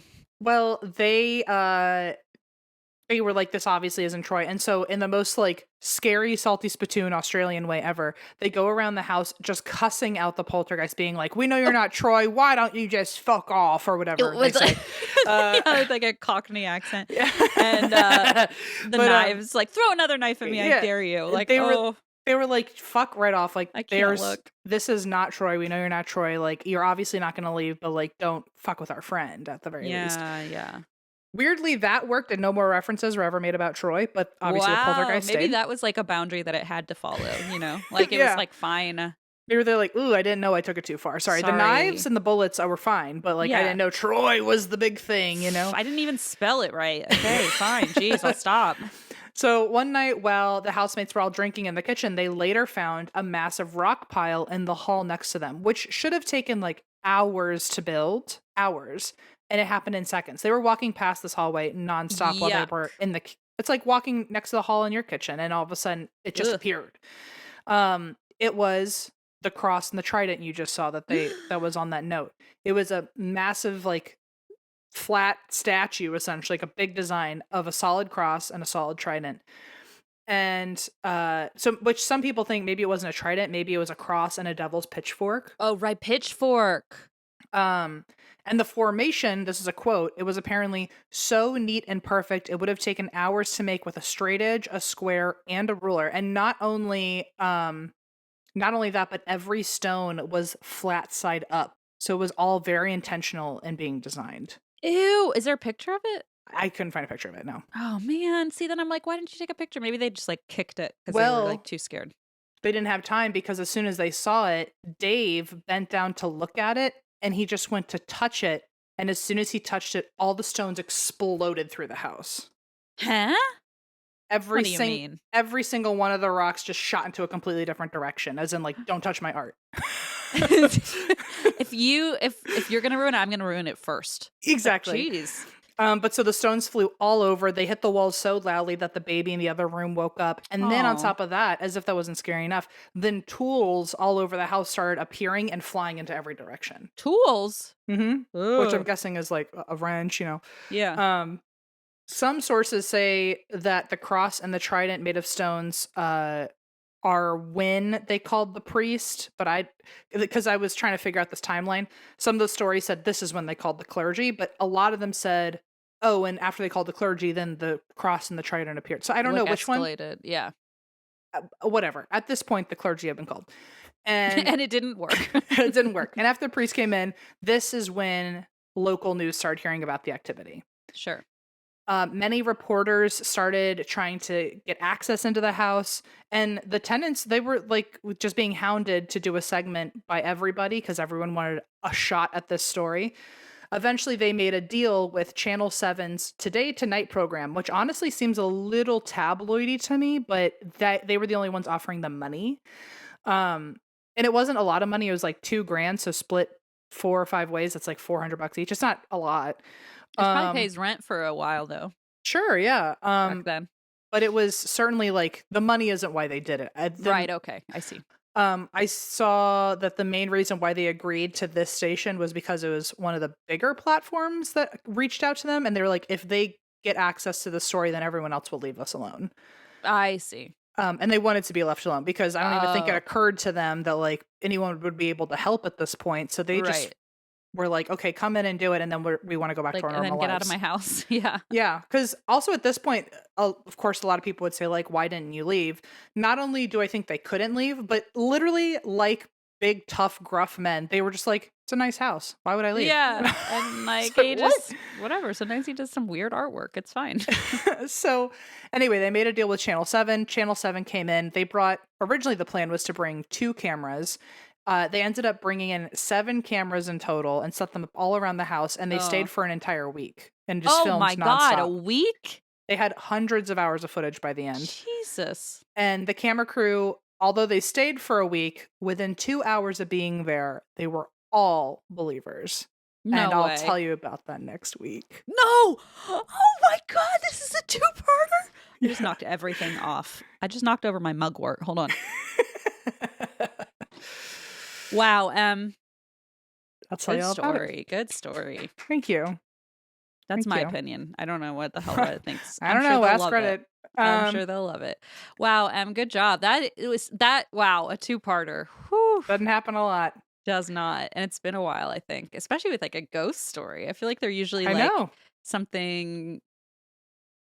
Everything's all Humpty Doo. I'm telling you. Yeah, I guess it is. This New Year, New Me phase every January, people decide, I'm going to do something about either weight loss or I'm going to do something about feeling better about myself when it comes to food. And that can mean a lot of different things for a lot of different people.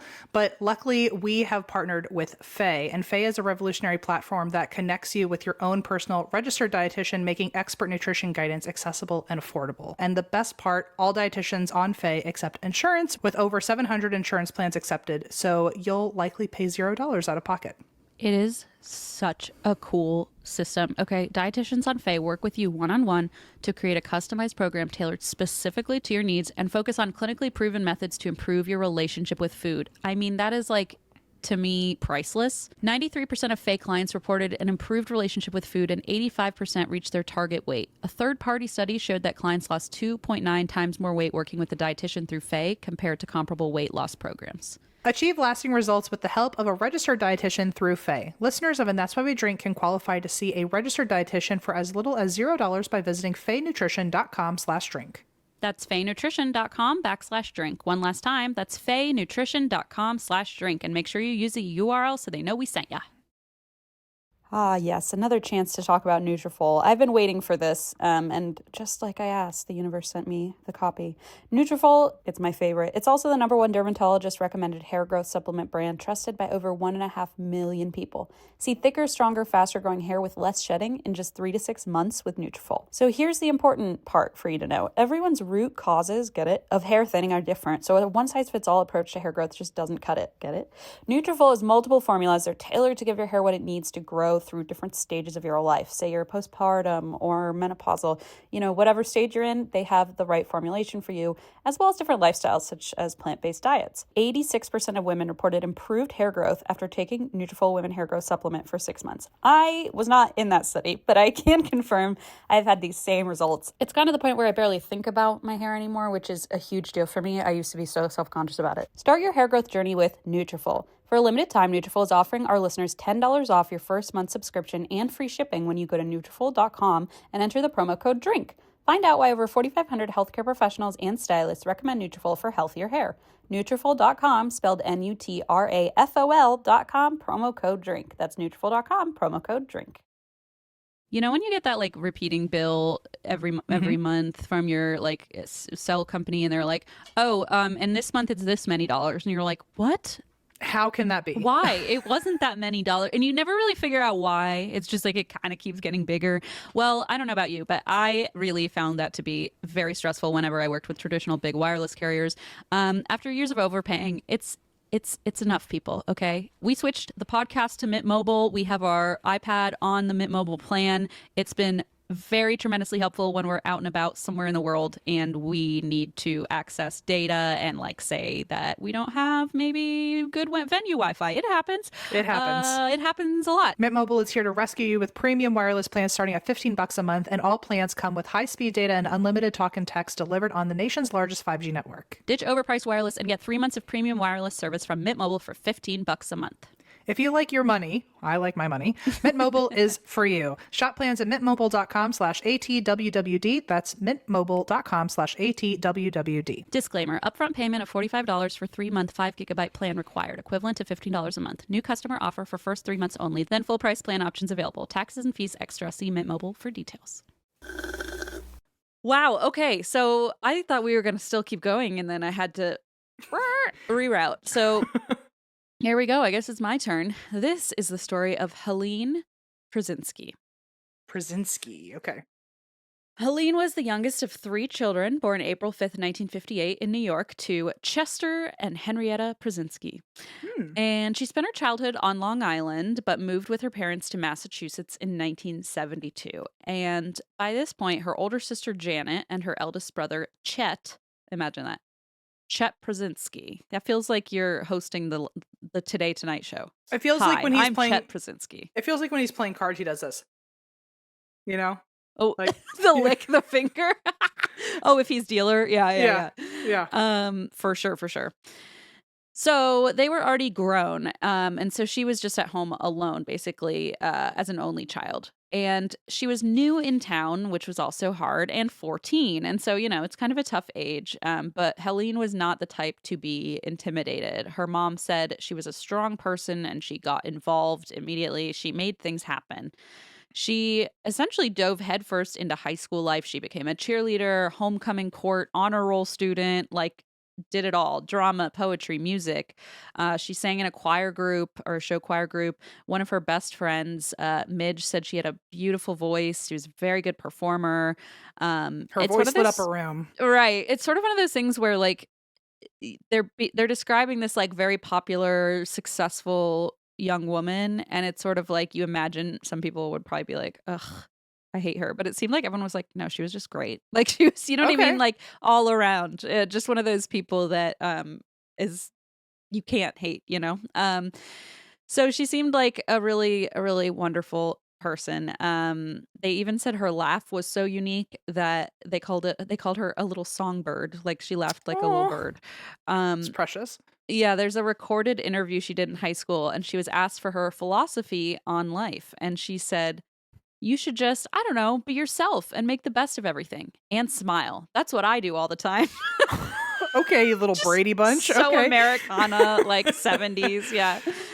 And so she really was the type of person who tried everything, but she was very focused on her work at the school paper where she was the editor. So when she graduated, she went to Wheaton College to study journalism, and she continued to pursue her love for performance by joining the a cappella group. And they were called, so this is Wheaton College, they were called the Wheatones. Oh, hell yeah. Hell yeah, brother. Hell yeah. Weren't you in an a cappella group, or is that just something I assume about you? I was in an a cappella sorority. That's what it was. Yeah, it was worse than I thought. Okay. It was, in fact, worse. It was worse, yeah. What was the name? Oh, no, it was just... Dare I ask? Because it was a sorority, it just had a Greek name. It was just... Oh, well, okay. So you didn't have a nickname or anything? That makes it 3 times as bad, I think, because we didn't have a fun name. Yeah. I'd argue maybe a little better. I don't know. Oh, okay, great. Well, then we were Nu Kappa Epsilon. All right. Okay.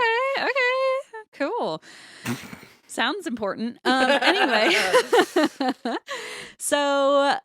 that is who she was. She was in this a cappella group. She was studying journalism, took it very seriously. Her senior year, she was amped when she got an internship at KHOW Radio in Denver, Colorado. So, it's pretty cool. She's in college, but she gets to go all the way to Denver to, spend some time doing an internship. It's kind of like how we went to LA, I guess, to do internships. Sure. And so she went out to Colorado. Her friend and classmate, Kitsy, which I love that name, Kitsy what is Snow. That short? Kitsy Snow? That sounds like something like Bluey's grandmother. Isn't that the cute? Bluey's grandmother. Kitsy Snow. I love it. I think what is Kitsy short for, I wonder? I don't know. Catherine? Kitty? I think Catherine. maybe? Snow is a great last name. You can put a lot with Snow. Snow is good. I just read that book, Ballad of Songbirds and Snakes. I loved it. About what's his name? Oh, you don't know what I'm talking about? No, not at all. Oh, why are you nodding along? I'm like, because yeah, I was like, you were like, oh, that book, as if I was supposed to know. Okay, sorry. Hunger Games. President Snow. Yeah. Okay. Okay. There we got it. We got to it eventually. Okay, so Kitsy, love the name. Not really sure if it's a nickname or a given name. Kitsy Snow also landed a Denver internship. That's her friend and classmate. So it was very exciting. They got to go to Denver together. So the young women moved across the country at the end of 1979 to Englewood, a small city within the Denver metropolitan area. And this was about 10 miles south of Denver proper. So Kitsy and Helene lived there with Helene's aunt and uncle. And they kind of like were roommates at her aunt's house. So that worked pretty well. Helene commuted to and from the radio station by bus. And so there was a bus stop 6 blocks from her aunt's house. And that's where she would go to take the bus to and from her internship. Nice. She put everything into this position. She was so excited. And although she was an intern, the station's news director, Mike Anthony, said that working with Helene felt more like working with an actual professional journalist because she was so just mature and good at what she did. Wow. So all of her colleagues were immediately impressed by her dedication, her drive. She would always ask, like, what can I do to improve or to add more to the team? And more than that, she was just a very upbeat person who was very easy to have on the team. Nice. And she kind of endeared herself to everyone. It's also like no easy feat to work for a radio. Like not as a woman in the 70s either, especially. But I know I've had friends who worked on radio, and you have to wake up at like 3 a.m. Like, I mean, that's if her whole philosophy is smile through everything, she must have also had tears because like that was grin and cry. I can't imagine smiling and having a job that was that demanding and being a woman in the 70s. No, I know. And I think part of it, at that age too, you're like, it's an internship, it's your dream career. It's just so exciting. And it might be your only shot as a woman in the 70s. Damn. Yeah, it's hard. And it's hard to get to that point. And, she wanted to. So, yeah, I can get it. I mean, listen, as a PA who worked on sets, I was getting up at like 4:30 in the morning and it was like hell on earth, Did you smile through and through like you should have? Actually, because I had to work with people like Kris Jenner and Alexis kept dropping in her fucking omelet. I'm like, what am I going to do? Start crying? That's not going to help. Just kidding. Okay, back to this. So anyway, she really, really likes this internship and they really like her. And it's just like a very good group of people. On January 16th, 1980, Mike Anthony offered Helene a ride home because it was starting to snow, and she asked to leave early to catch the bus to beat the weather. But Mike said, hey, why don't you just wait 15 minutes? I'll just drive you back to your aunt's house. It was really cold. The roads are getting icy. We know what that's like. So he wanted to make sure she got home safely. But Helene took the same route home from work every day. It was basically, like I said earlier, 6 blocks to her aunt's house. But from the radio station to the bus stop near there, it was about 2 blocks. Okay. And so 8 blocks total of walking, and the rest just being a bus ride. And so although she'd only lived in Colorado for a few weeks, she was like very confident about the commute. She'd done it plenty of times. And she's like, you know what? It's fine. I'm just going to hop on the bus. And like, you don't want to, if your boss is like, let me give you a ride. Like, I know that gut instinct to be like, no, I got this. It's fine. Like, you don't necessarily want to. And I don't want to impose, but also what's going on here? Well, I don't want to pose. Also, like, it just feels like a big ask. I don't know. Or I don't know. I don't know how she felt, but she was like, nah, I'm getting on the bus. So she said bye to Mike, left, and then Mike left like 15 minutes later, like he had planned. At home, Kitsy and Helene's family start becoming anxious because Helene has not gotten back. And remember, the weather's getting worse and worse. And they would have heard from her if she had changed her plans. So now they're thinking like maybe the bus didn't come because of the weather. So they get in the car, they drive to the Englewood bus stop, but she isn't there. Oh, dang. Yeah. And you would have seen her walking the bus route. Right, on the way. You'd have seen her on the way. That's a really good point. So sometime after 8:30 p.m., which was 2 hours after her normal routine time to come home, which she had pretty much stuck to every day, her family called Mike Anthony, her boss, and he said, oh, well, I offered her a ride, but she left the station for home hours ago. Oh, no.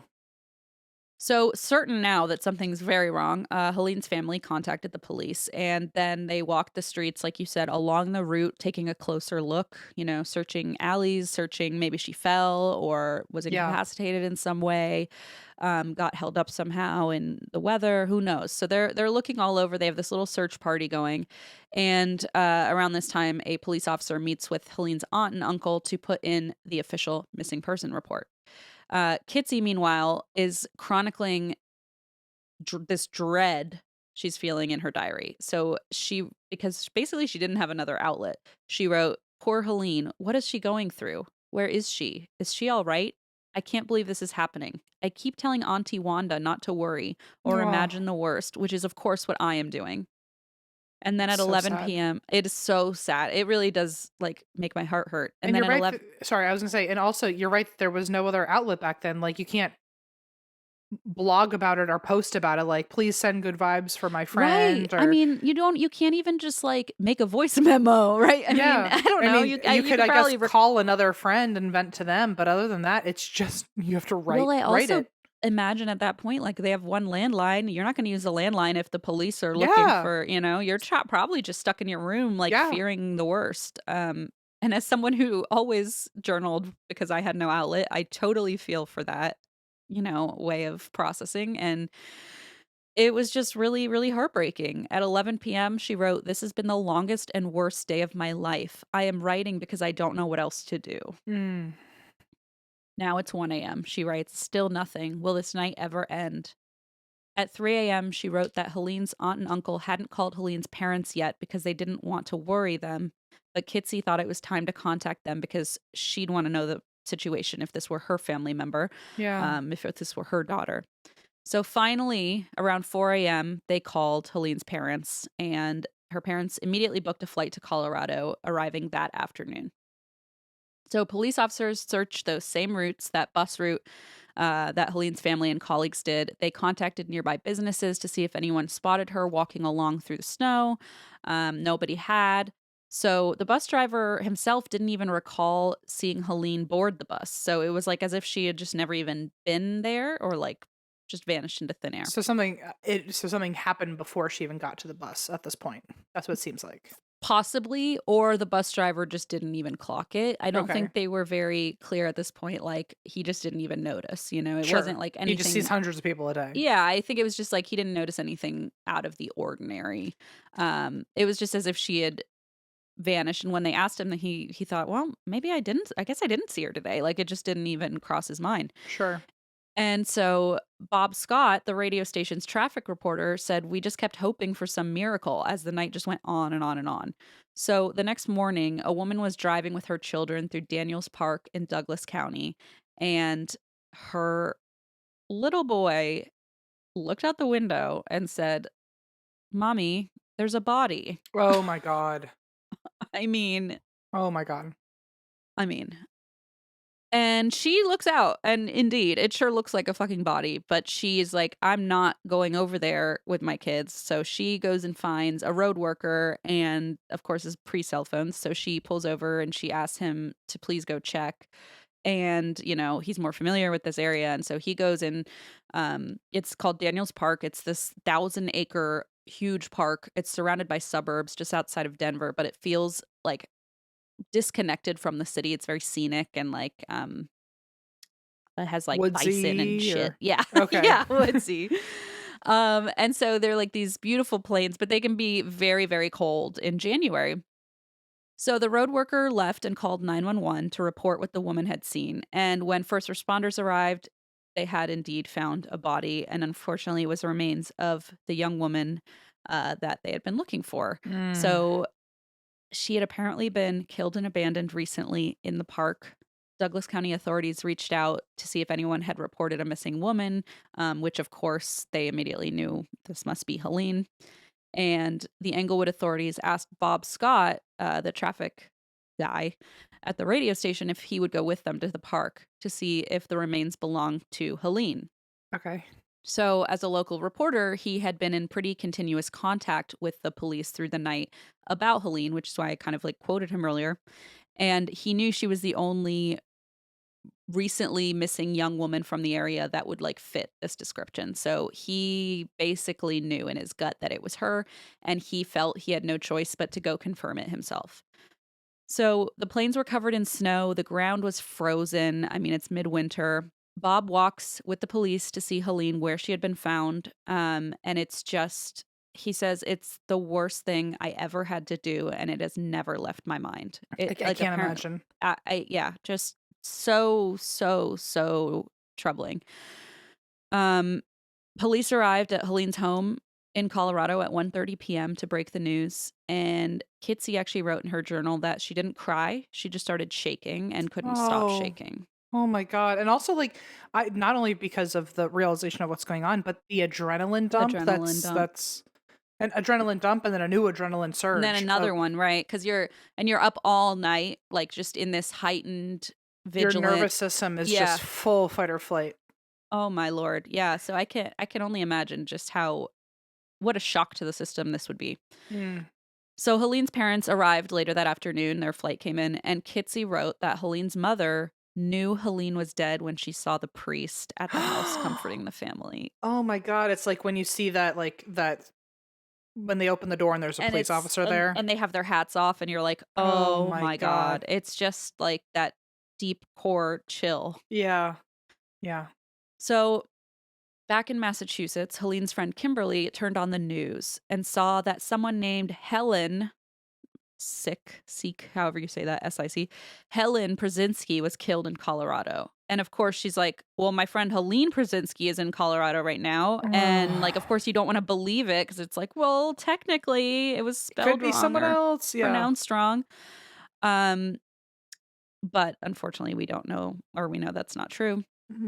So she wanted to believe it wasn't Helene. But of course, in her gut, she also figured that must be what was going on. Pretty quickly, the Colorado Bureau of Investigation responded to the crime scene. Investigators initially believed that this might have been a personal attack because Helene had been discovered naked from the waist down, except for the socks on her feet. Oh. Her mouth had been gagged. Her hands were bound behind her back. The ground had frozen just after Helene was killed, which meant that the killer's boot prints had been preserved perfectly in the soil. Okay. So that was a good thing. 2 sets of prints led to Helene's body. It just makes it so dark. It's like 2 sets went to Helene's body. She had to walk there, by force, presumably. But she had consciously walked there to the spot where she had killed. But then only the killer's boot prints were on the way out. There were also frozen tire impressions nearby, likely from the killer's vehicle. And so the autopsy that they did revealed that Helene was raped before the murderer stabbed her in the back 9 times until she died of blood loss and trauma to her lungs. Detectives noted the attacker seemed to carry a lot of rage. One investigator called it a crime of passion. But Helene didn't even live in Colorado for a month, right? So it's not like she had some long-standing, beef with someone there. Right. It was so strange it didn't really fit. Yeah. And so there wasn't a lot of time to forge a strong bond with someone that would feel so passionately, at least that her family and friends could figure. Was there a killer on the loose or something, and she was just an at random victim? No? I mean, no, as far as I know, the reporter the reporter from the radio station said he knew of only one recently missing young woman. Right. So right. I imagine it was just her. So it seemed the only people Helene really ever associated with, aside from her aunt, uncle, and Kitsy, were her colleagues at the radio station, who were all ruled out as suspects. One woman reported driving by the scene of the crime late at night and seeing a man kneeling behind his vehicle, and she noticed that he had his hazards on and actually turned to look at her as she went by. Nightmare fuel. Yeah. Investigators employed a hypnotherapist to try and assist the woman to describe this man. They released a composite sketch, but it didn't bring in any new leads. And even if the sketch was the person who killed Helene, it was basically a white man with a mustache. So it was kind of like, well, in the Vague. 70s, 80s, it's not really that far off of the average person. And so it wasn't exactly a unique description, but they didn't really have any leads, and the case basically went cold, which was so shocking to me when I heard about the footprints being recovered, perfect Yeah. footprints and all that. It just feels like, oh, we got them. And then no. So, of course, Helene's friends and family were not going to let this go cold on their watch. And so they basically took up the mantle trying to find out who took Helene from them. Kimberly LaTourette said that even as Helene's friends grew up, got married, had children, Helene remained part of their lives, and they just actively kept her, I guess, almost spiritually as part of their day-to-day lives as they grew up, which I think is really sweet. Kimberly said that people all have hobbies they enjoy, but her only hobby was finding Helene's killer. So, okay, Christine. Yeah, I was going to say, so one of the friends took it a little... Good for her. Like, I you need a love friend. it. You need a friend with every hobby. You got one who likes cooking. You like one Right, who likes cleaning. You got right, one who's right. going to solve your crime, your death. Are you kidding me? Are you kidding me? We all need I that. need that friend. 100%. And you have it.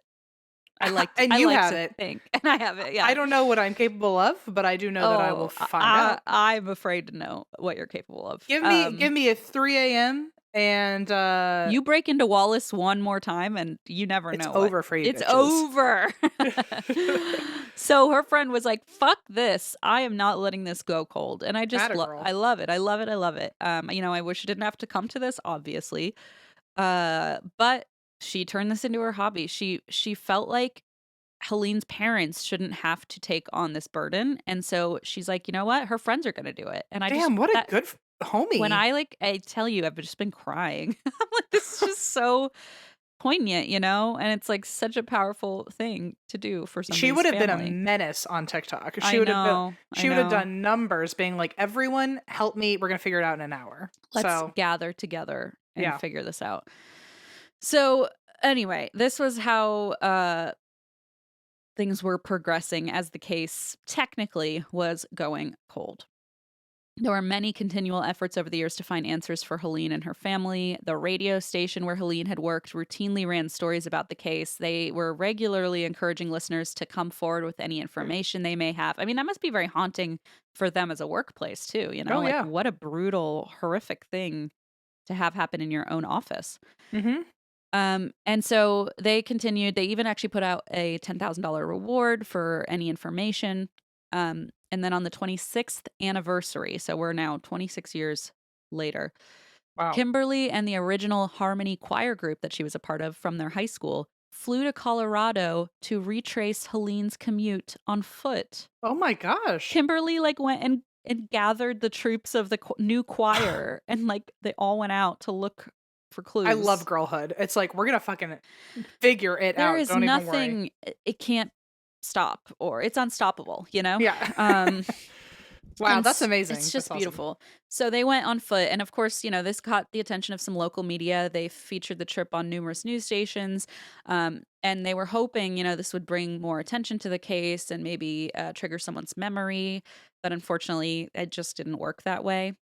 Kimberly worked then with a software developer to build a website when, that kind of started becoming more of the norm about Helene's case, and they programmed what she called traps into each page. Now this is where I started taking personal notes. I was like, now tell me more about these traps, he said. OM. I feel like you would, I don't know, I can't tell which person you are. I think you're this person more than the organizing the original, detective agency. Oh yeah, no, I think you're I'm more not... I'm the crazed person behind the computer who's going to really crack I just into did it on the internet last night. Probably not really formally in a way that I was supposed to. Yes, I think I'm about to hear a lot more about how you would have operated. Interesting. Yeah. Well, so here's what she did. She got a web designer, and they built this, or a software developer. They built this website about Helene's case, and they programmed traps into each page. I know. The website recorded the IP address of everyone who visited the website, as well as how long they spent on each page. And she hoped that maybe there would be a weird data pattern where they would keep revisiting a certain picture, or maybe somebody suspicious would be trolling the site. Fascinating. I know. I would have never even thought to do that. First of all, that girl's a goddamn Genius. genius. Women in STEM, folks. Yeah, seriously.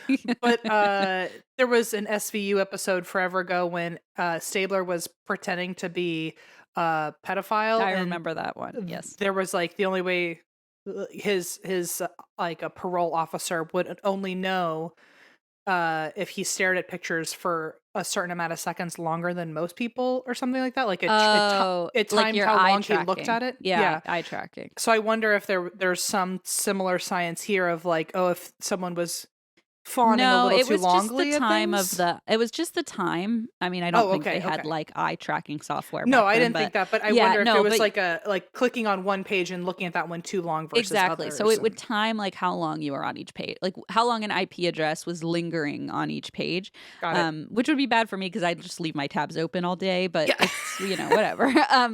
But no, so they were looking for any suspicious data patterns. I just think this is so important to also tell because it's like what a story behind the scenes of like how people dedicate their lives to their And friends. what, like, yes, on top of that though, like get this girl into an office to come up with new creative ideas to solve crime. Like, Yeah, what it's a- working. what a new because I haven't even heard It's a very creative for all the thought stories process. we've covered, I've never heard anyone else looking into something by doing this. not like a layperson, certainly. No. So Like maybe the FBI, but not. I wonder how often this process is being used elsewhere because do this too. feels like an original thought to me. But It does too, and I wonder if this is just a more normal thing that I don't know about. But also, I think this would have been 26 years.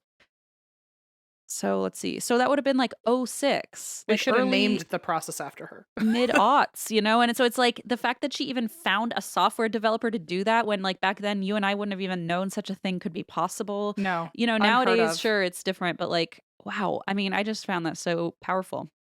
But of course, I have the bad news that there was no suspicious data pattern or anything of Ugh. that sort. But I thought that was just worth including because Yeah. wow. So anyway, she had hoped for this to like point some spotlight at someone, but no such luck. So time just continued ticking on with no new leads. Meanwhile, Kimberly and her team are regularly keeping in contact with Colorado authorities to make sure that they are not forgetting about the case. And they just have to kind of wait for a break. So, investigators in 1980 had meticulously recorded evidence from the crime scene. Although DNA wouldn't be used as evidence in a criminal case for more than 6 years, they would often collect, I know we've talked about this, but like collect saliva or semen, wondering, like maybe this could help Sure. down the line, or hair follicles, that kind of thing. And, not even knowing that in some years this would be like such a huge piece I of love when evidence they think for ahead. the case. I know. It's I like, love when they think thank God. And so they did collect bodily fluids. It's suspected that they were saliva or semen that had been preserved during Helene's autopsy in case someday they could aid the investigation. Right. And years later, the sample was identified as semen, and investigators searched for a match within CODIS, the Combined DNA Index System. And so if there had been a match, it would have pinged. But unfortunately, there was no match in CODIS. And that was just fully maddening, right? Because it's like, oh, there's a break with this huge new technological ability. And then it's like, dink, 0 matches, Well, still I can't nothing. imagine a bigger kick to the head of like, oh, now we Right. can use it, and it led to nothing. And it meant nothing. Yeah, it's like roller coaster after roller coaster. And so it's just maddening. And so they just had to hope like something would happen, or they would have to wait for the killer to commit another crime and then enter the prison system and have their DNA checked, And how do we even know if this guy's still alive or maybe Exactly. There's no way to know. And so in 2015, I will say that was early days of DNA. So that was their only way of doing it, right? Nowadays, we have all of the genealogy resources. We have people on civilians and police force we doing have much all sorts more of in-depth digital footprints to digital work off footprints, of. exactly, all sorts of things. So back then there was just no matching CODIS, and that was kind of it. But fortunately, in 2015, they formed a new cold case unit, and they appointed its own detective who oversaw a civilian team of doctors, lawyers, and other dedicated professionals who started completely from scratch. Oh wow.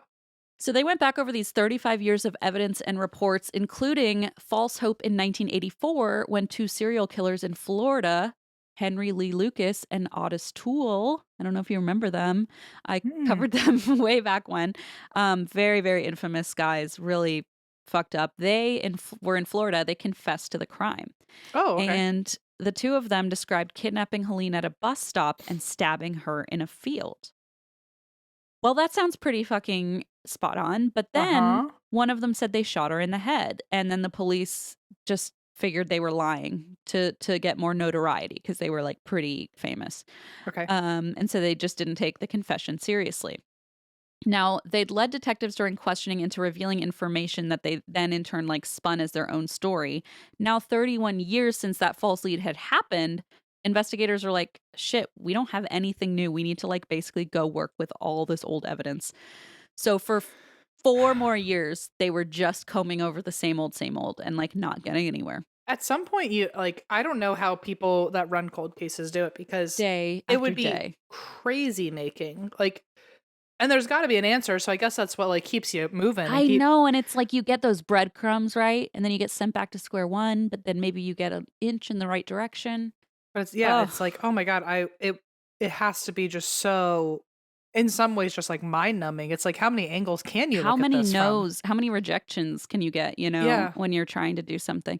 Yeah. And that's kind of how they felt until 2019, 4 years into this little cold case project.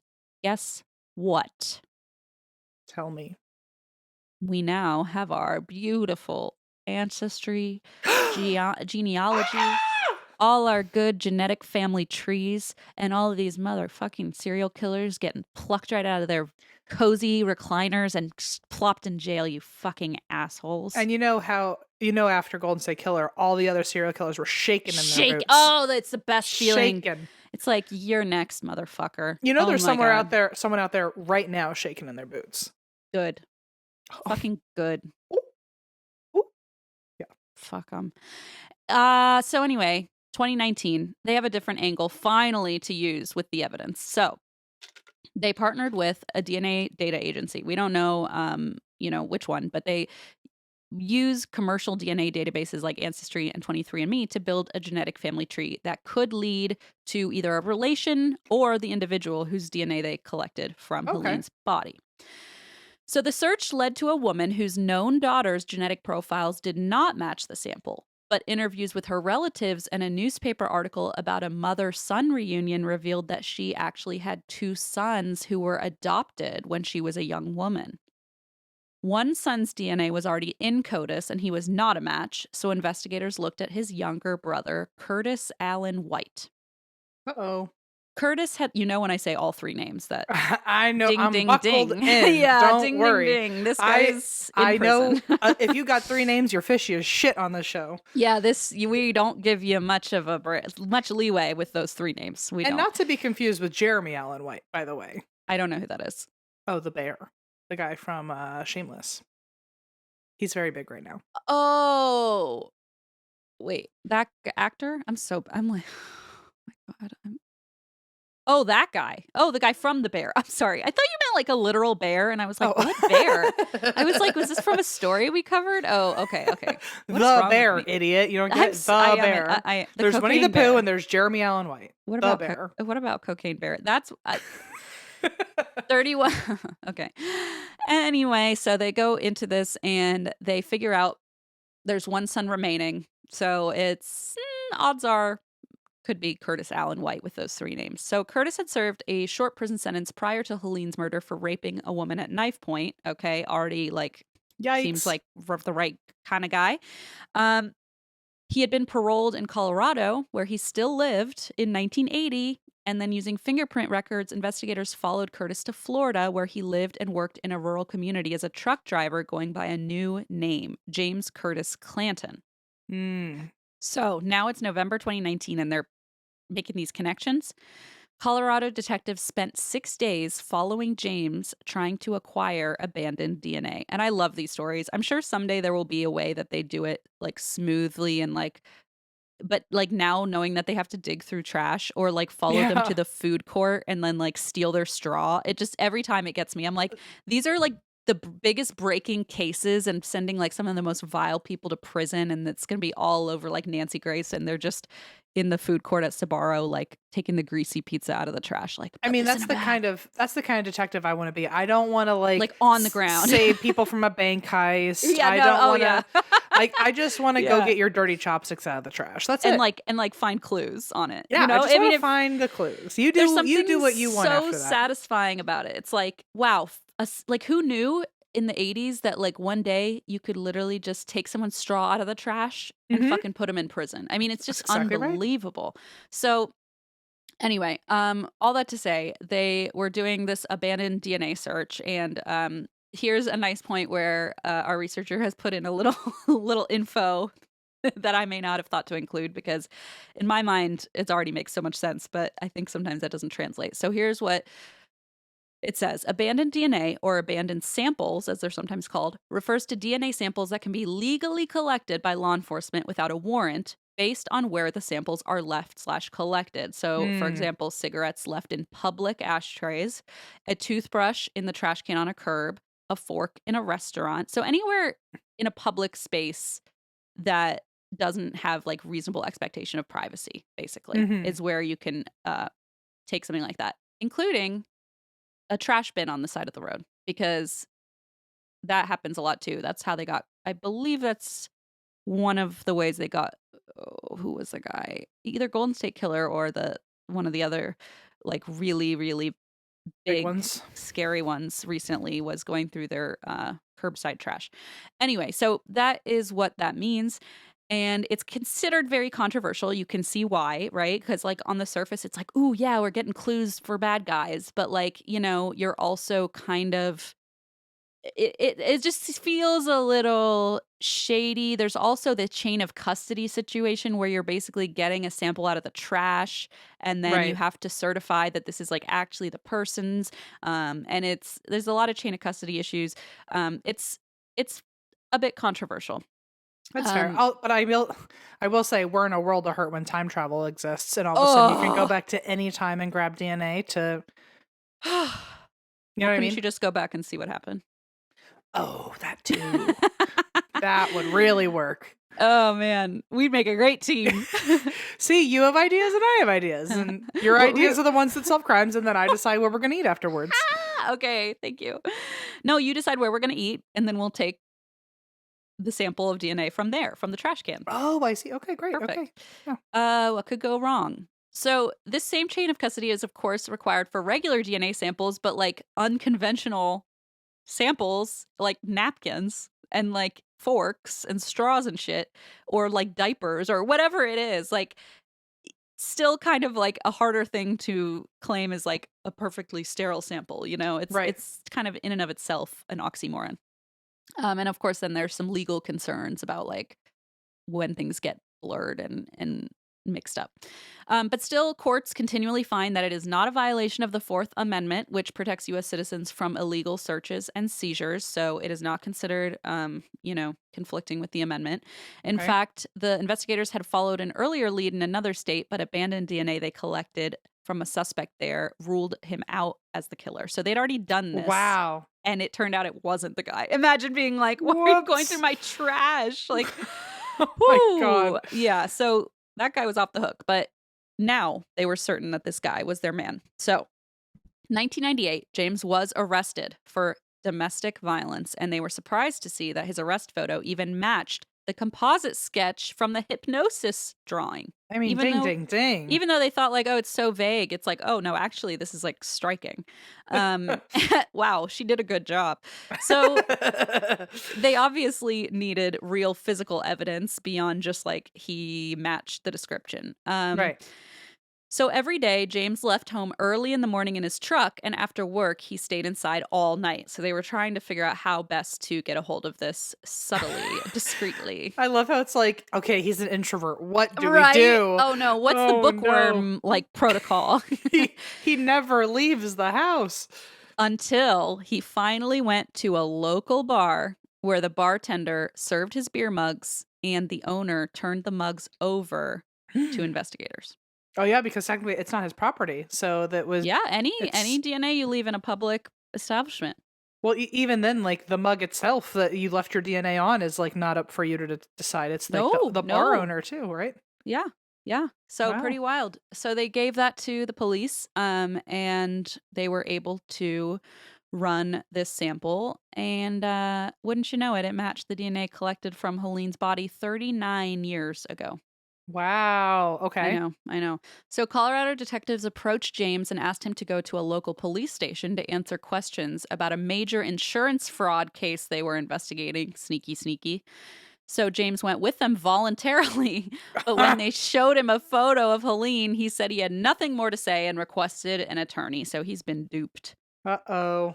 The police put him under immediate arrest for first-degree murder and kidnapping, and then they extradited him to Colorado for indictment. The investigators informed James of the DNA evidence they had on him. Of course, that must have been crushing. Had to be. And on the 6-hour flight from Florida, James confessed all. Man, he was like, I'm seeing the likelihood of me getting out of this, It was and like it's a hot basically zero. one more push in the right direction, and he spilled his guts. Yeah.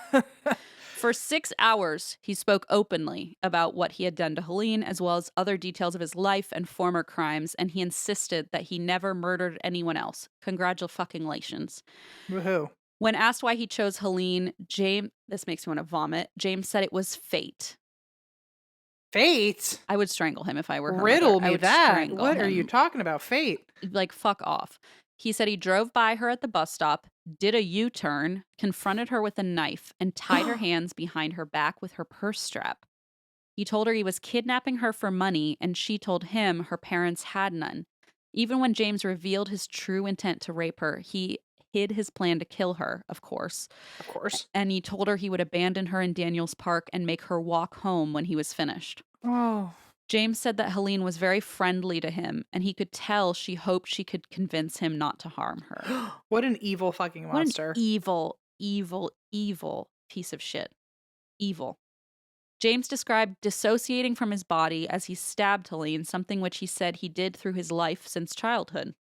Oh, okay. Let's talk. Interesting. Let's speak on that. I hope he speaks to someone about that. Yeah. He said he hurt Helene because he was angry. Remember when they said this was like a crime of passion? Yeah. So he didn't know her at all. He just saw her on the street. But he said he did it because he was angry, the same way he had hurt insects and animals when he was a child. Oh, my God. Okay. He said, I just kind of step out of myself and watch myself do that. That's pretty much the basis of everything I've ever done. I'm just mad all the time. I'm like, you know what? So scared of this person. At least you're fucking honest. I mean, I guess now. How do you as a police officer hear this and not have guttural reactions like you and I do? How do you not go, "Oh my God," in front of them? Like, I don't know how you like. How do you what Olivia you do is Benson keep it How calm? would I do it? I would dissociate from my body and watch feel like myself. you have to. Like, I literally dissociate as well. Not obviously not to hurt anybody, but like I know that feeling of feeling like, oh, I'm not even in my body. So like I feel like if I were receiving that news, I would have to just go somewhere else, like float away. I mean, I obviously don't have it in me to do that job, but I think one of the telltale signs is that I would not be able to have a poker face. I don't know how other people do it. And you hear about like PTSD that these people come out with after retirement. I mean, it must just be like so awful. much, so heavy. And so when the news broke, you know, that Helene's killer was finally in custody, it was sort of bittersweet for everyone who had waited these 40 years. Helene's sister Janet reported being overwhelmed with emotion. She was about 70 at the time, I believe. Oh my God. And she was relieved the killer was caught, but of course this wouldn't, you know, change the last 40 years. Mm-mm. And her parents and her brother Chet, all three had passed away before they ever found out. Well, they never got to know. No. I mean, I hope they know in the afterlife, you know, or reconnect somehow. But yeah, they never got to see that justice, which sucks. Bob and Mike from the radio station had wondered if they'd even be alive to see this killer caught or if he'd ever be caught. And they were both amazed and relieved to hear he was finally answering for what he had done. C.C. Hunt, who was the director of the Harmony Choir Group, said it was a relief, but there's never closure on something that's so heinous. Mm-hmm. And here's Kimberly, our BFF extraordinaire. who said, "We'll never heal completely, but now we can soften the edges around the broken pieces of our hearts and be with Helene in a different way now, not being buried in her murder, but being buried back into the joy and the spirit of her life." Wow. Aw. In February 2020, 40 years since he kidnapped and murdered Helene, 63-year-old James pleaded guilty in Colorado and accepted a life sentence with a possibility for parole in 20 years at the age of 83. Oof. Mike said in an interview that he was happy that the people who loved Helene wouldn't have to endure a trial. Mike is the guy at the radio station. And at the sentencing, Helene's family and friends delivered statements about the impact of Helene's death on their lives, including her high school boyfriend, Jonathan Shaler, who described the nightmares, the trauma of losing his high school girlfriend and having nightmares after the murder. I mean, for a kid, you know, or for a college age kid, it just must be so traumatizing. Janet said, "We knew Helene was going places. Her warm personality, friendly nature, and strong convictions gave us pride in all she did. We knew she was destined for great things in the future." They played a slideshow featuring photos of Helene. They actually had a recording of her singing with her college a cappella club. What was it? Kappa Nu? New Cap Epsilon. Oh, that was closer than I thought. You're like, no, you weren't. Yeah, you did a good job. For having heard it once an hour ago, yeah, you're good. And knowing not a single Greek letter. That's true. So they played, it was really, really sweet. They played a recording of her singing with her college a cappella club. Wheaton College granted Helene her degree posthumously, and they established the Helene Pruszynski Leadership Award in her honor. And it's granted each year to a senior who demonstrates exceptional leadership in the Wheaton community. A friend who knew Helene in college said, "If you were walking across campus and passed Helene, your day was made better by seeing her smile, even if you didn't stop and talk with her. Her enthusiasm was infectious. She was caring, patient, and wanted to help others." And the scholarship itself is actually funded by donations, which is pretty cool. Oh, wow. So you can give directly via the Wheaton College donation page if you have any calling to do that. So at Hamilton Wenham Regional High School, the Helene Pruszynski Scholarship is also presented to a student, quote, "for the most valuable contribution to a music and or drama production." Wow. And I feel like that must be quite an honor to anyone who receives that. So that is the Helene Pruszynski story. Very, very tragic, but like thankfully solved finally. Yeah, at least solved. And it, Yeah. like, the hurdles it took, because sometimes they actually had things for technology in advance, and then it still didn't work. But not Like, enough. Yeah. At that point, I would have checked out of the cold case. I'd have been like, well, I don't know anymore. The I'm dead out. ends just keep coming. It must be so hard to pick back up, each time. It honestly must be really exciting when a case does actually have a new lead, and it's like, holy shit, we got one. I know, and I feel like it must just bring back the motivation, and then when you hit square one again, Yeah. it must just crush you. Yeah, the dopamine ups and downs must be crazy. Oh man. Well, good story. I Ditto. secretly was wondering if this was going to turn into a part 2, and then we would both have a part 2 for next episode. We've never done that. No, we've never done that. I very rarely do part 2s. I try to get everything in one episode. I never did until I suddenly did, and then I did a bunch, and then I never did them again. So it feels like very chaotic, just impulsively. For a while there, I was doing them. But yeah, I can't wait for yours. That was quite a cliffhanger. I know. Well, I was going to try to do it all in one, and I was like, that's just going to take up too much time. So I agree, because it's already over 2 hours. Oops, that was my fault. Sorry for the No. long intro. Well, if you'd like to hear us keep on chatting, you can pop on over to Yappy Hour. I'll probably cry there too. That's fine. I'll cry too. And That's why we drink.